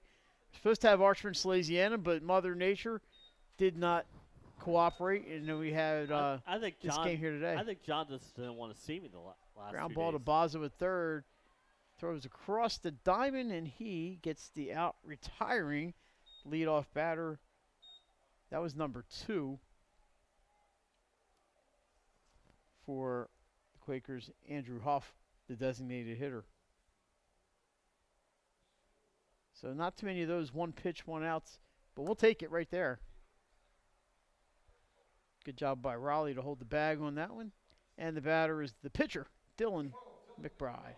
Strike called. So, Jay, we had the one-run game, that Polytech Woodbridge game. That was a good one here with Nick. Alessandrini was here with you, and I did a little bit of camera on that one. Swing and a miss, strike 2. And then the game we had this afternoon with Glenn and Nick with William Penn and DMA, 1-0. Colonials. 0-2 pitch on the way. A little bit high and outside. I can't wait to check out Clubhouse Talk this week to see how that changes the rankings in the baseball. Yeah, St. Mark's lost today, at least one. We're checking, and that's a swing and miss for out number 2.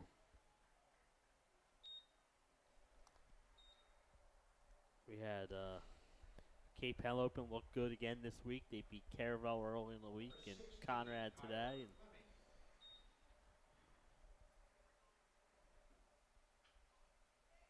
foul ball by Fleming. He's 0 for 1 with a walk and a run scored. how about that Concord team, Mike? We were talking about that earlier. They're off to a great start. 6 different Quakers have scored here in this one. Outside corner, it's 0-2. Yeah, our buddy Tim Hamburger's done a good job up there with Concord. Swung into the net down the third base side. It'll roll into fair territory. My sister works with his wife. As she is the teach together in Fremont School District. 0-2. Mancini winds and delivers. Curveball just misses. 6 runs, 6 hits, 2 errors for the Quakers. 2, 4, and 1 for St. Elizabeth. Strike 3 called. A 1-2-3 inning for Mancini. We've gone through 4.5. Quakers lead 6-2. Bottom of the 5th on the way right after this. I love coming home and just walking through the laundry room into the kitchen every day. It was just a great experience. We love Ferris. I would always pass by Ferris on Kirkwood Highway, so I knew that they existed. We stopped in the showroom. We just clicked, like from day one. They did a total kitchen renovation for us. Ferris was so organized. They were on top of everything from day one. Always here when they said they would be, always on time, kept to the schedule. The level of comfort speaking to everyone that works at Ferris, they were just super friendly, easy to talk to. It was like they were friends, not, people coming to work on our kitchen. The room is totally transformed from what it used to look like. To have all this seating now and the big table, the bench seats, it's great. I love coming home and just walking through the laundry room into the kitchen every day. It was just a great experience. We love Ferris. I would always pass by Ferris on Kirkwood Highway, so I knew that they existed. We stopped in the showroom. We just clicked, like from day one. They did a total kitchen renovation for us. Ferris was so organized. They were on top of everything from day one. Always here when they said they would be, always on time, kept to the schedule. The level of comfort speaking to everyone that works at Ferris, they were just super friendly, easy to talk to. It was like they were friends, not, people coming to work on our kitchen. The room is totally transformed from what it used to look like. To have all this seating now and the big table, the bench seats, it's great. I love coming home and just walking through the laundry room into the kitchen every day. It was just a great experience. All right, back at Frawley Stadium, 4.5 innings in. Nick's over there singing, having a good old time. And so is Dylan McBride, Jay. Just 2 runs on 4 hits so far. Great job. He's a freshman. And the Quakers scored in the first 4 innings. The 5th inning was the first clean sheet for the Friends offense. And that'll bring up, for the third go-around, Nick Mancini. He is 1 for 2 with a double, and he has scored a run. Pitch from McBride, a little bit high. Nick said he's taking over the microphone from you, and he's going to sing for us. All right. For the audience. Cool. Somebody warming up down there, a left-hander for Friends in the bullpen, which is approximately 1.2 miles from the press box. That one bounces in the dirt. He'll be followed by Jackson Davis and Luke Trout as the Vikings look to score for the first time since the 2nd inning. I was going to say, this is a big inning. You know, they finally held held 1, 2, 3, yeah. They held Friends off the board. Now it's your chance to get back into this game. And you have your, best part of your lineup coming up. There's a strike from McBride. Been pretty impressed. He's not overpowering, but he locates well. He's got a nice little off-speed pitch there. He's kept the Vikings off balance, and he's gotten the defense behind him. Despite the 2 errors. And one of the errors was him, unfortunately.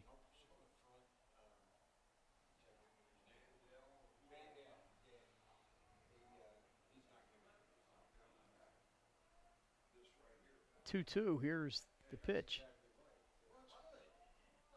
That just a bit outside. I know we all saw that coming. Nice play by Jackson Davis. The ball gets that ball back to the umpire. So it's a full count on Mancini.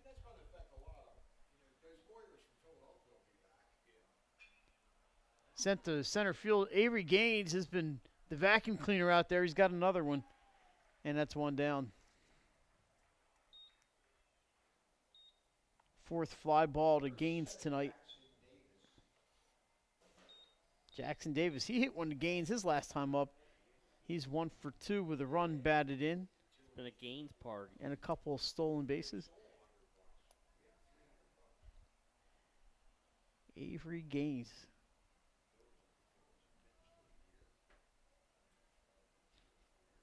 Bouncer.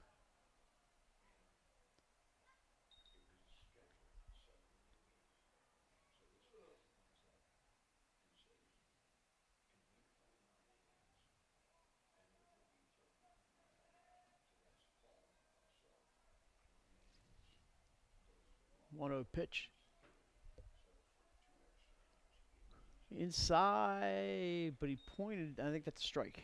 Jay, the next game for Friends, they get Sanford on Tuesday at Sanford.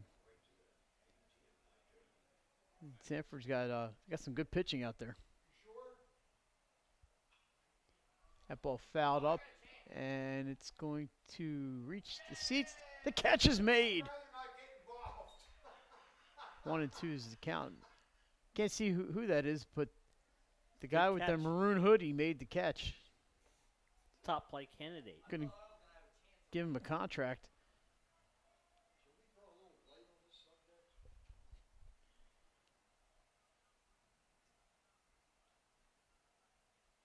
Outside.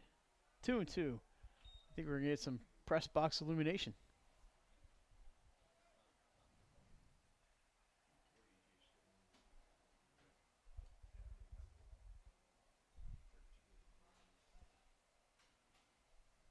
All right.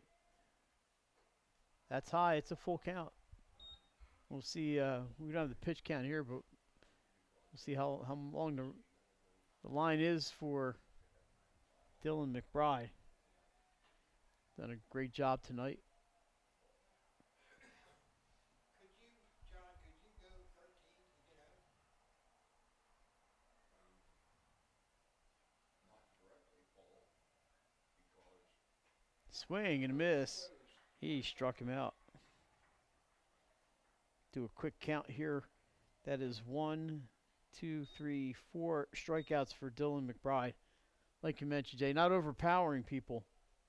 And actually, 2 of the strikeouts were looking. That's only the second swinging third strike tonight. The batter is Luke Trout.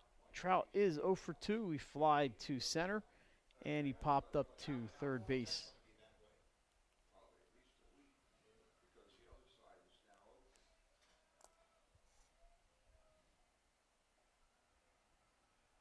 Just misses.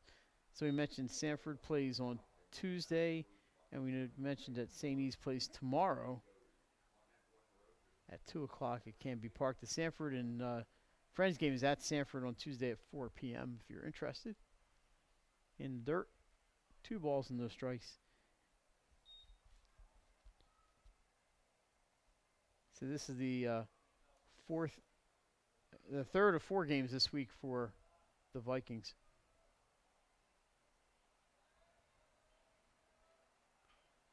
That ball's dribbled, and it's a foul ball.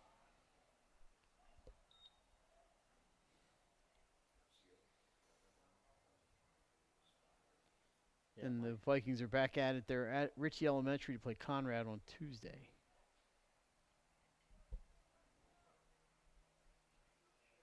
Yeah, we mentioned Archford beat St. Mark's. Archford's 4-0, so they've only played 4 games. Yeah, no hitter the other day for Carson Kaiser. They pitched 5 good innings of baseball, but the winning run was scored in the 6th inning, Mike, so my guess is he did not get a decision in that. 3-1 the count on Luke Trout. Here's the pitch. That ball's popped up into shallow center. Gaines coming hard, and he's got it.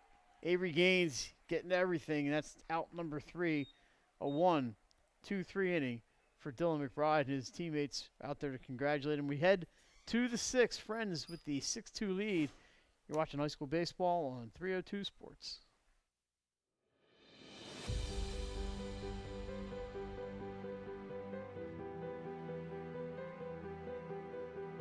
How you doing? My name's Mike Cassidy. I'm the founder and president of Cassidy Painting. I started back in 1984, incorporated in 1986. I never had the word no in my vocabulary.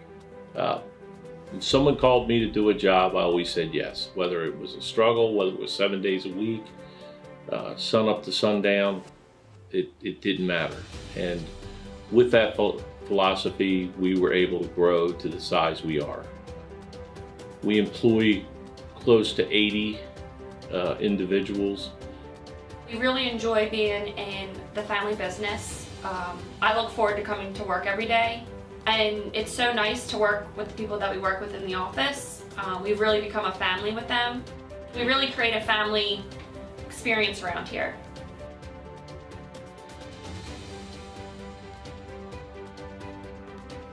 And Cassidy Painting is a very diversified company. We don't say no. All right, back for the 6th inning. Jay, final from St. Mark's in their second game of the day. They defeated Hodgson 14-4. So the Spartans split on a Saturday.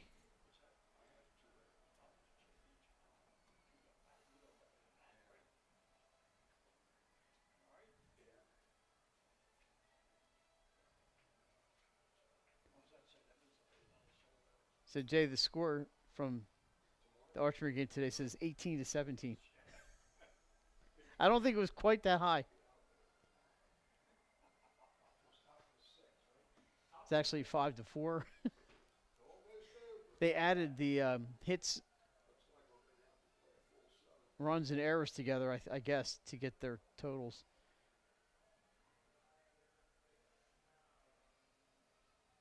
So Kaiser pitched, and then John O'Boyle came in and picked up the win for the Auks today.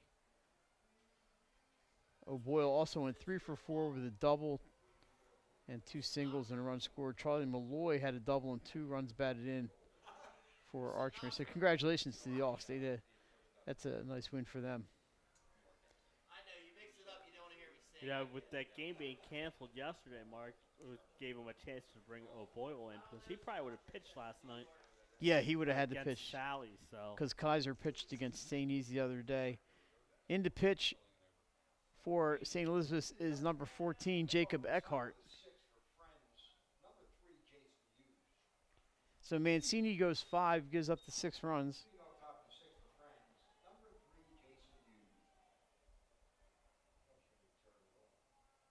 Eckhart was the designated hitter.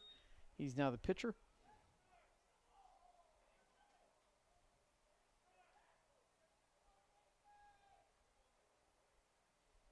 You're saying Easy will take that for Mancini. Mikey gave you 5 innings. Yep. Especially after his first 2 innings where it looked like he was not long for the game with all those base runners. Eckhart gets the top of the lineup. He's going to start with Jason Hughes. Hughes will be followed by Heckles and Barry. Sent over the middle. Nice play by Davis. Spins and gets him. Jackson Davis with the play at shortstop. That was a heck of a play. Great spin, good throw, and into the spin cycle goes Jackson Davis. And he was, that's right. Well, if we were playing, if there was a basketball referee, he would have. That would have been a traveling call. Once you do that spin cycle. Heckles, the 2-run single tonight, also scored a run. Strike called.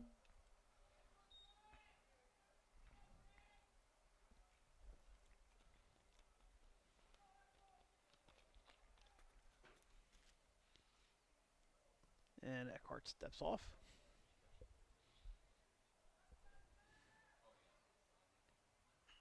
That ball sent to center field, not deep, but Trout playing shallow. He's got it. Luke Trout.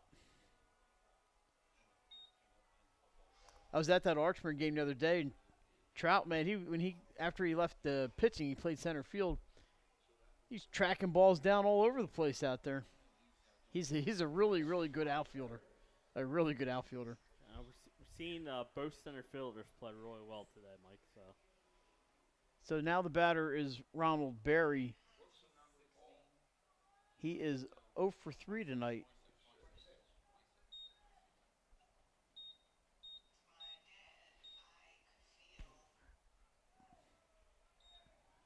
One and one to count.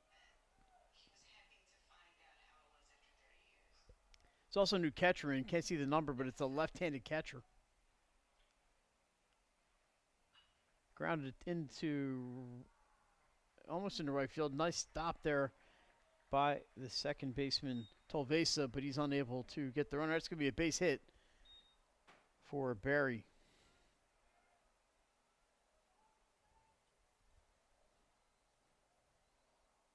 So I'm not sure who's catching. The other catcher listed for the Vikings is Chase Milnes, but they have him as a righty.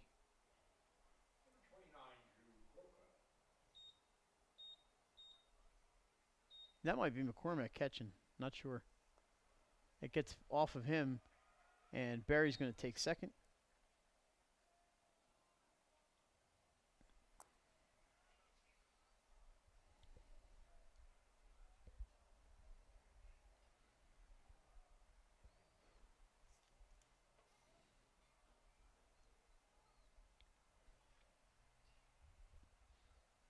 Friends now with the runner in scoring position.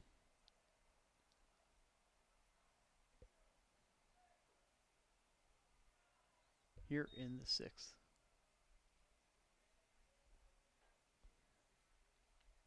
The only thing they didn't score, Mike, was in the 5th. Yeah, Mancini's last inning, he went 1, 2, 3. That one misses. That is Ryan McCormack catching now.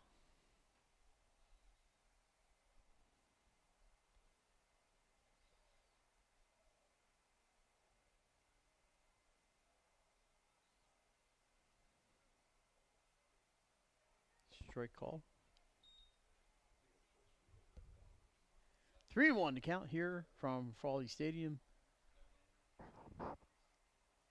Quakers went ahead early in this one and got some great pitching tonight from Dylan McBride and some good defense. And there's a stolen base for Barry. So he's now 90 feet away.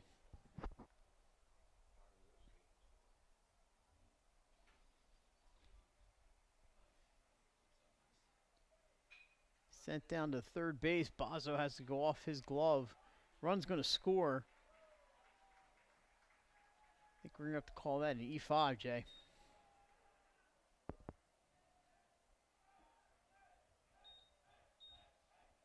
That's what the two stolen bases, Mike. You can ground ball like that, you're able to score and get that run here. Daniel Seligman, the batter.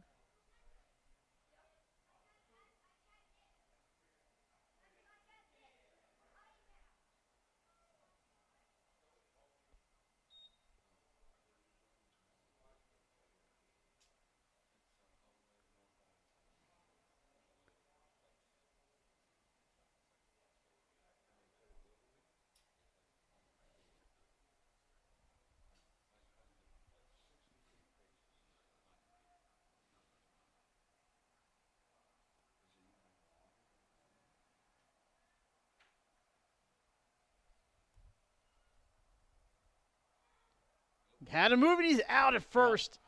Picks him off, and that's going to be out number 3 as Eckhart catches Cuoco leaning, and that's the third out of the inning. Friends does pick up a run, increases that lead to 7-2. We head to the bottom of the 6th.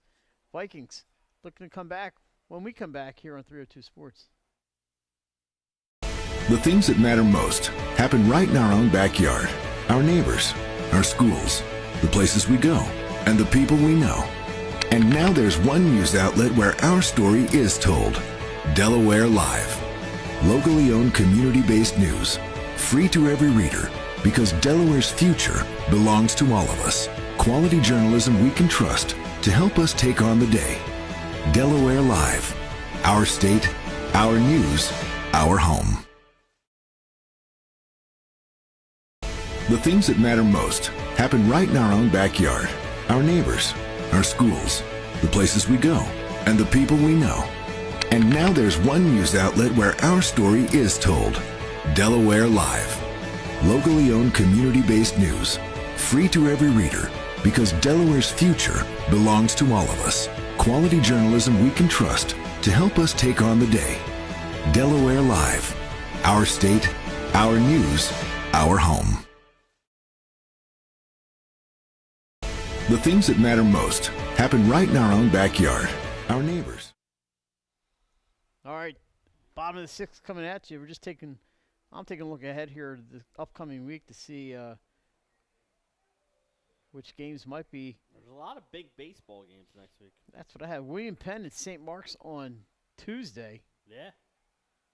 That's going to be a good one. William Penn at St. Mark's on Tuesday. There you go.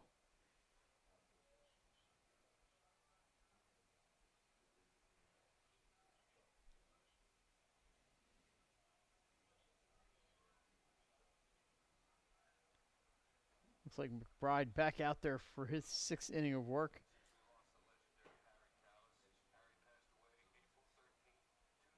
Archmere Concord on Wednesday, Jay. 3:45. That should be a good one. Apo at Caravel Wednesday night. Yeah, Archmere Concord game.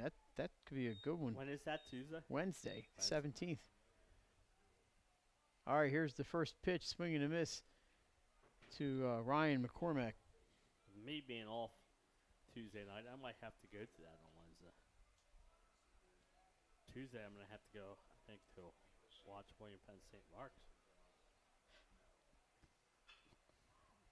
Grounded down the third baseline, fielded in fair territory across the diamond. Stretch made over there, and he's got him 5-3. Call it. That is Jason Hughes at third. Daniel Seligman with the stretch at first, and they get McCormack. What a stretch. That was a great stretch, Mike. So some defense from the infield this time.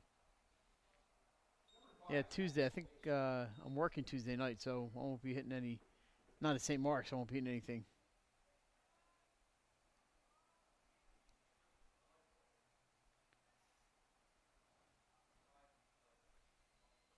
So the batter, Zach Tolvesa, he takes a ball, and it's 1-0. Tolvesa, 1 for 2 with a double.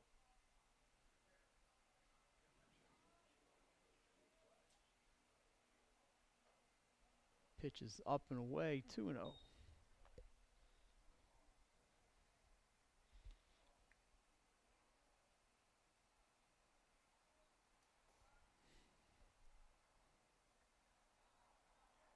Thursday, Cape at Sussex Tech. This should be a good one. Fouled right back. Jay's got it. Oh, we had it. Should have had it. That had that laptop taken out. I had it. Right at Jason Winchell. Right in my hands. Right at Jason. Would have been an E broadcaster. In the dirt, it's 3-1. Would have gotten that ball signed by Zach Tolvesa.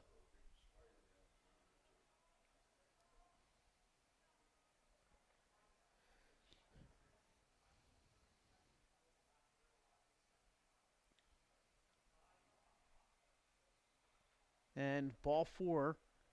So he walks after trying to enter the broadcast booth. Here comes the manager. I think he has reached his pitch count. Great job tonight by Dylan McBride. Allowed just 2 runs on the 4 hits, a couple of walks. It's the end of the road for him, apparently.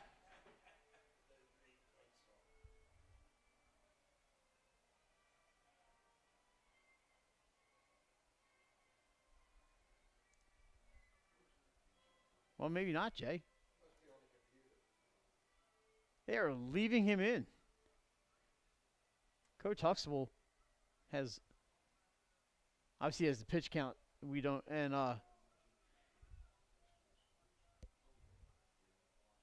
so he's going to pitch to Justin Bazzo with the runner on first and 1 out.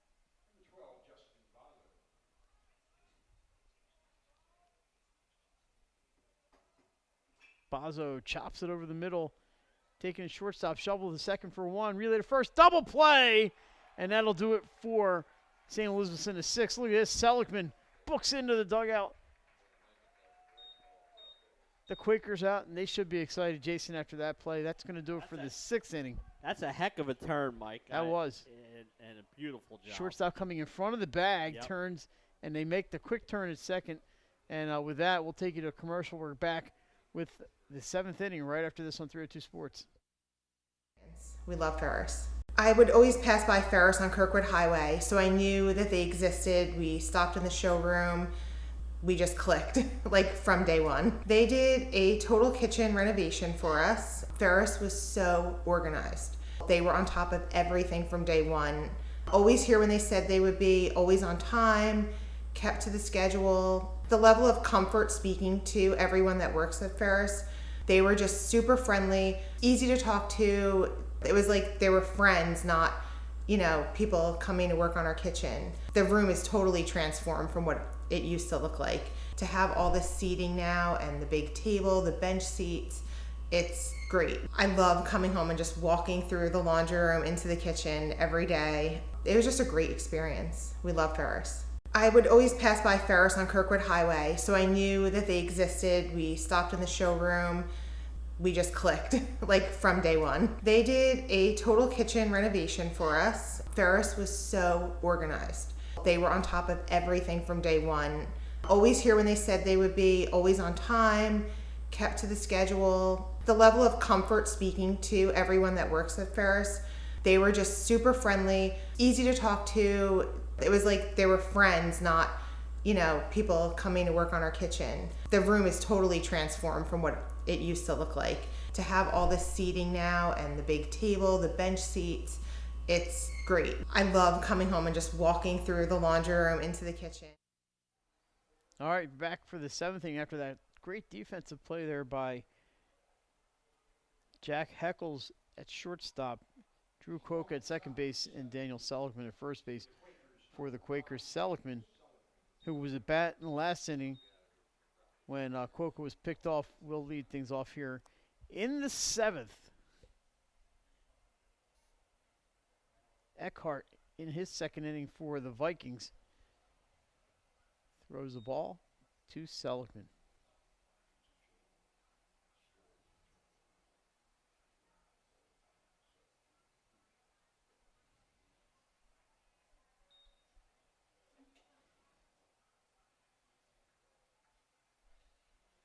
Two into the count.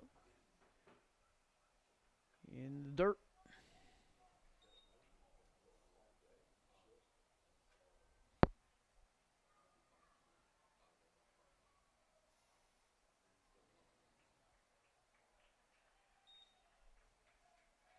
And a walk to Seligman.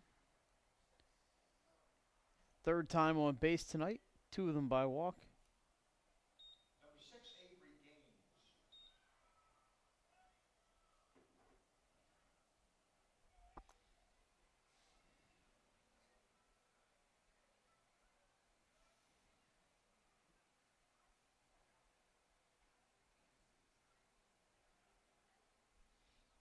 Brings up the center fielder, Avery Gaines. Big lead out there for Seligman at first. And Eckhart's going to go that way.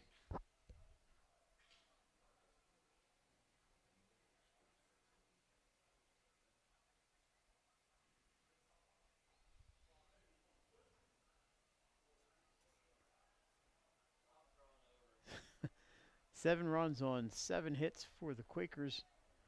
2 runs on 4 hits for the Vikings. Each team has made 2 errors tonight. Here in the 7th. Pitch too far away, 1-0.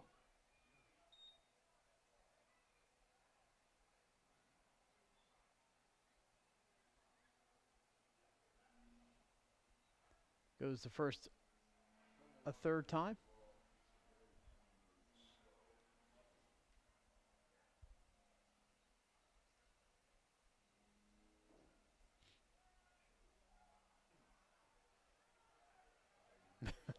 And they're getting on him out there, Jay. Yeah.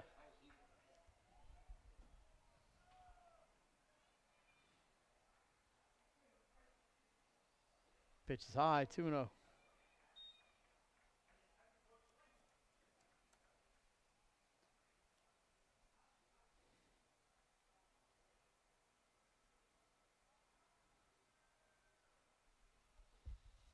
Strike called, 2-1.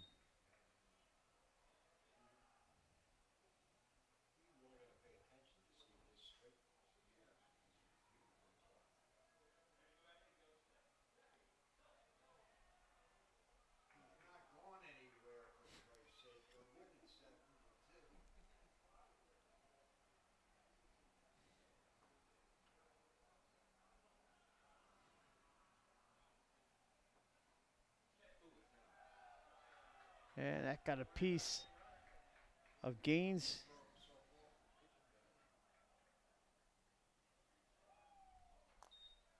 Quakers looking for some insurance, Mike. Jay, it's not looking good for the Golden Eagles. What time does this game start? Who they playing? Denver? Denver, yeah. I thought it was later. I guess not, huh? Yeah, it looks like Denver's up 2-0 with 10 minutes exactly to go here in the third. Oh, jeez. For the Boston College Eagles. I thought it was like an 8 o'clock start. I did too. They're going to have some sadness in the Mike Lang family. My daughter, the doctor, the Boston College grad. Bunt laid down. It's a good one. Spins. McCormick throws it. They do get safe at first. Run comes home. And there's an extra run for the Quakers. So now he's leaving first base. I thought he called him safe.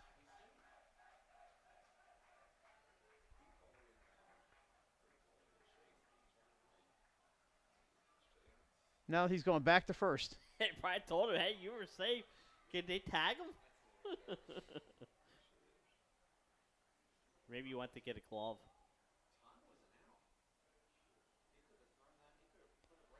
Gaines advanced to third on the play. Now the umpires are going to get together. I think one called him out, one called him safe. The base umpire clearly called him safe. Now the question is, did he leave the field? And they're going to say he's out. So score it 2-3 on the put out. Sacrifice bunt.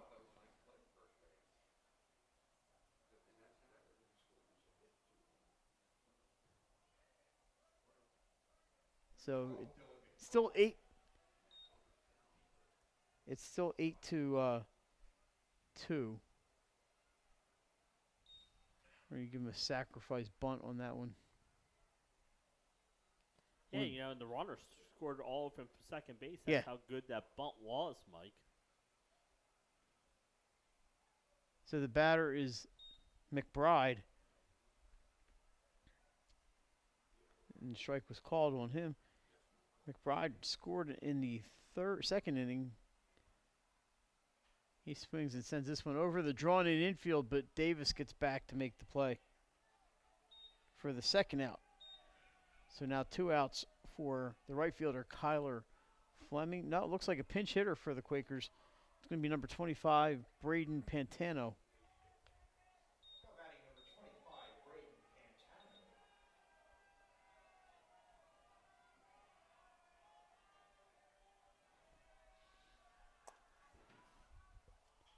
Send up the middle, Davis, kind of a, Davis fumbles it. It's going to bring in a run. No RBI, it's going to be an E6. Kind of a handcuff Jackson Davis.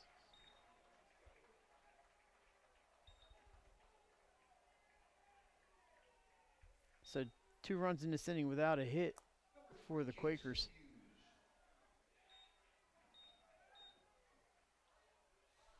Jason Hughes, the batter. He scored the game's first run way back in the first inning. So after that 1-0 there for the Quakers in the 5th, they've added 3 more. And the lead now 9-2. Pitch gets beyond McCormick.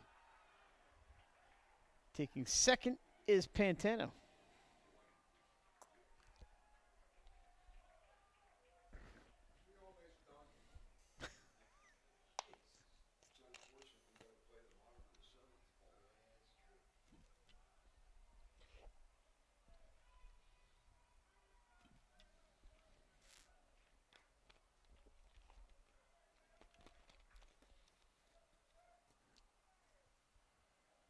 Strike called, 1-1. In the 7th here at Frawley Stadium. Thanks for joining us tonight, Mike Lang, Jason Winchell, Nick Halliday. Grounded through the drawn-in infield to third. They're going to hold the runner, Pantano, at third base. That's a hit for Hughes, his first of the night.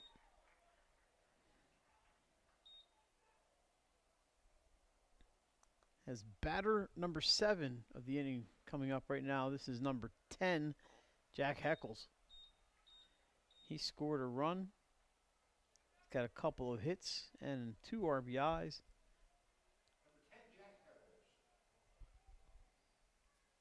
And I think it's his brother's birthday. Outside, ball 1.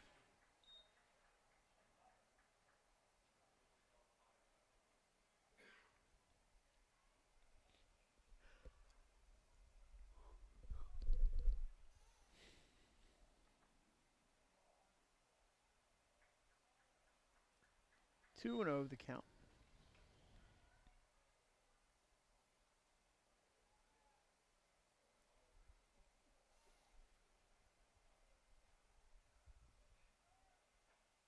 Strike called.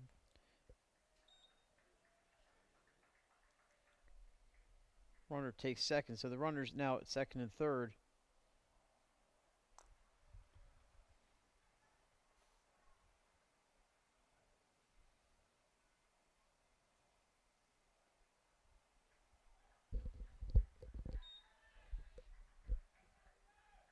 Three balls and a strike.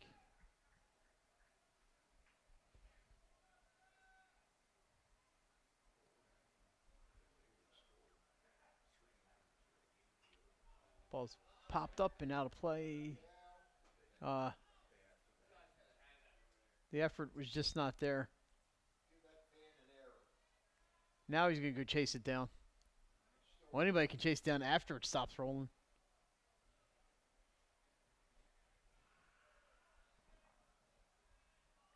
Full count. Here's the pitch. And ball 4. The bases are loaded with Quakers.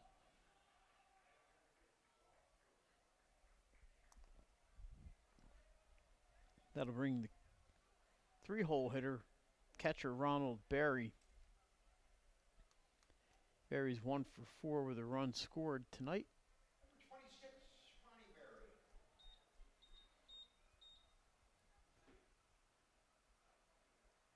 Berry. Inside, did not get a piece of him. It's one way to get an RBI. Yeah. Throw it down.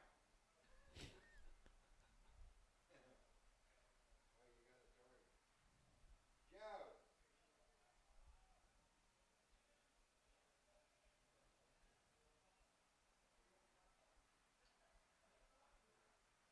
Strike call is 1-1. Joe. 26.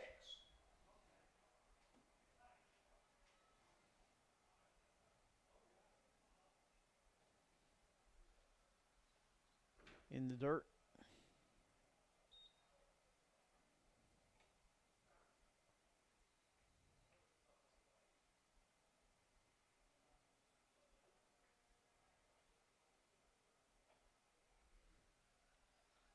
There's a strike. It's 2-2.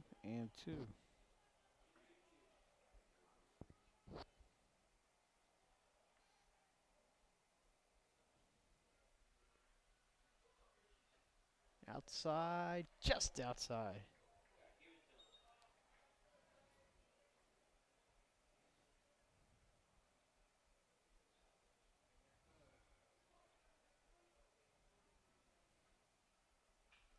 Popped up. Bet's going to come back here to the stands. Takes a big hop. And played there by a youngster. Concrete. Youngster's on his way out. Concrete made the catch.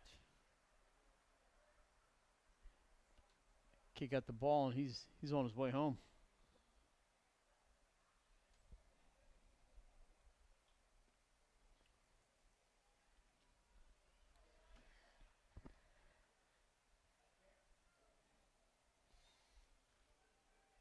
The Vikings just looking for that third out here.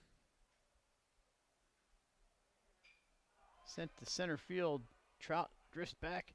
He's under it. And Luke Trout makes the catch. That'll bring the inning to an end. But Quakers had a pair. Have increased the lead to 9-2. We're back with the bottom of the 7th. Right after this, you're watching high school baseball on Delaware Live Sports.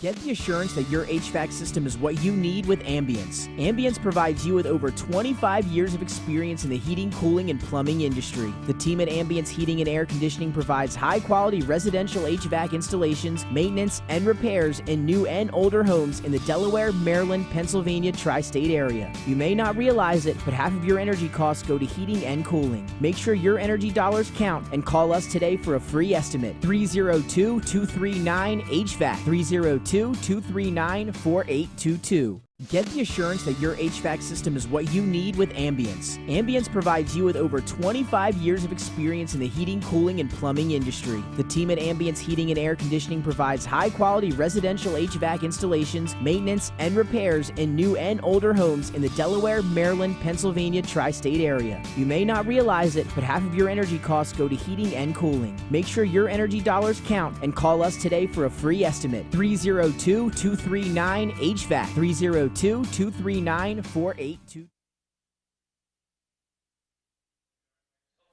Alrighty, back with the bottom of the 7th. Thanks everybody here at Frawley Stadium for letting us take over their press box. It's been a long day for these guys here, Jay. Yeah, 2 games. Two double games. header. 3 and 6. Mount Pleasant and Brandywine. They And used to do big the win for the triple- Dogs. they I mean used for to do the Green Knights. triple headers on Saturdays. Mount Pleasant knocked off previously unbeaten Brandywine today.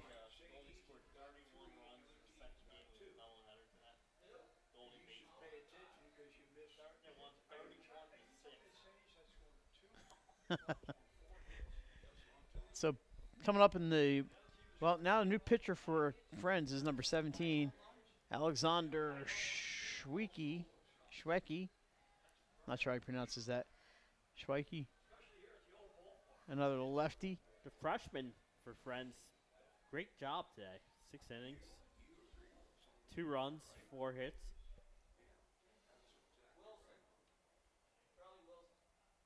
Reading off the bottom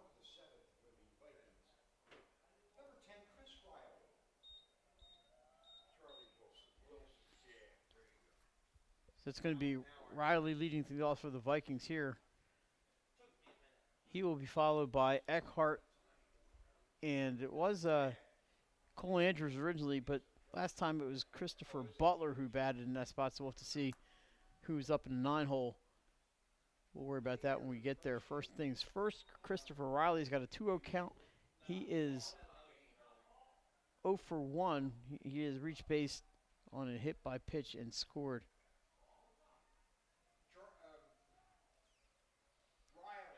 Outside, 3-0.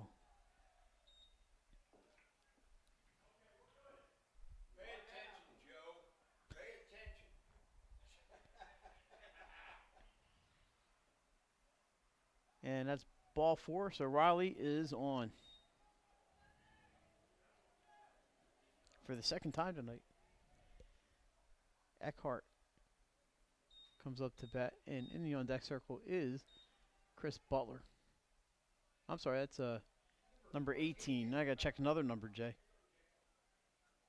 Chase Milnes is on deck for the Vikings. Pitch is way outside. Oh, caught off base. Riley almost tagged him on the foot on the way back in, but he sneaks back to first base.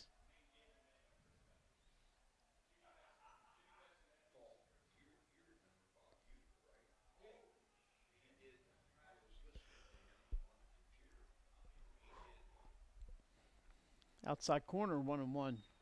Jay, tomorrow, a half marathon down there in Sussex County. You know, I wonder if that Sue Lang is resting comfortably right now before she runs that race tomorrow. Eckhart can't hold up, and it's 1-2.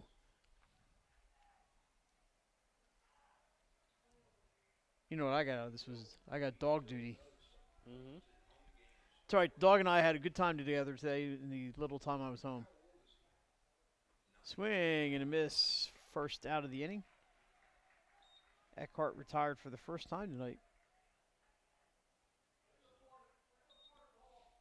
That'll bring Chase Milnes to the plate. Pinch hitting.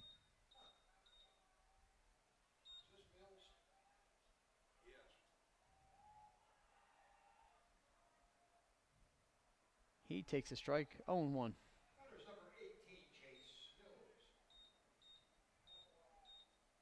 Jay Tiger Woods shot an 82 today.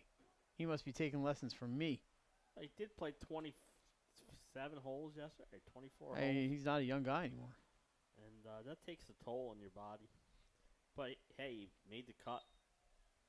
A lot of people didn't. Like 7 of the top 10 didn't make the cut. That's definitely like me. That's fouled back into the screen. 1-2 on Milnes. Mancini waits on deck here in the 7th. Yeah. 82. Yep. That pitch just a bit outside. 2-2.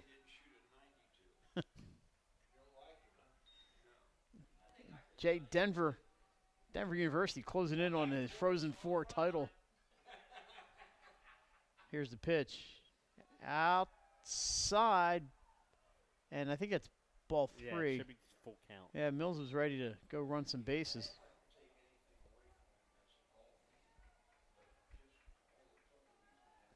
Yesterday, Mike, I think somebody shot a 90-something in that wind. It was brutal. It's going to be a base hit for Milnes. And the Vikings will have runners at first and second as he serves that right over the shortstop in the left field.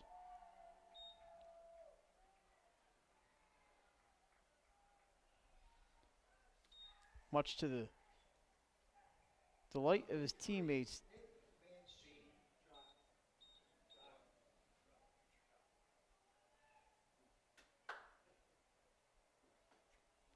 So Mancini, the batter, with runners at first and second. He is 1 for 3 with a double and a run scored, and he takes a strike.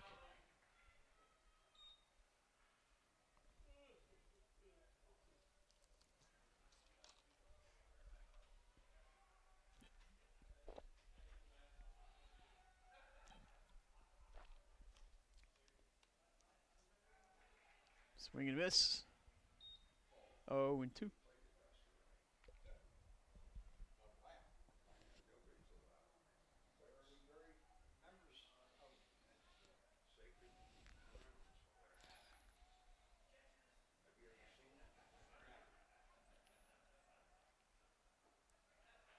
Gets some chase low and away, and that's out number 2. One more to go here for the Quakers, and they can put a bow on their second win of the season. Jay, the one of only 2 teams in the state with a tie in baseball, them and Red Lion. Yeah, and obviously they'll finish that game. If they can find a common date when they can do it.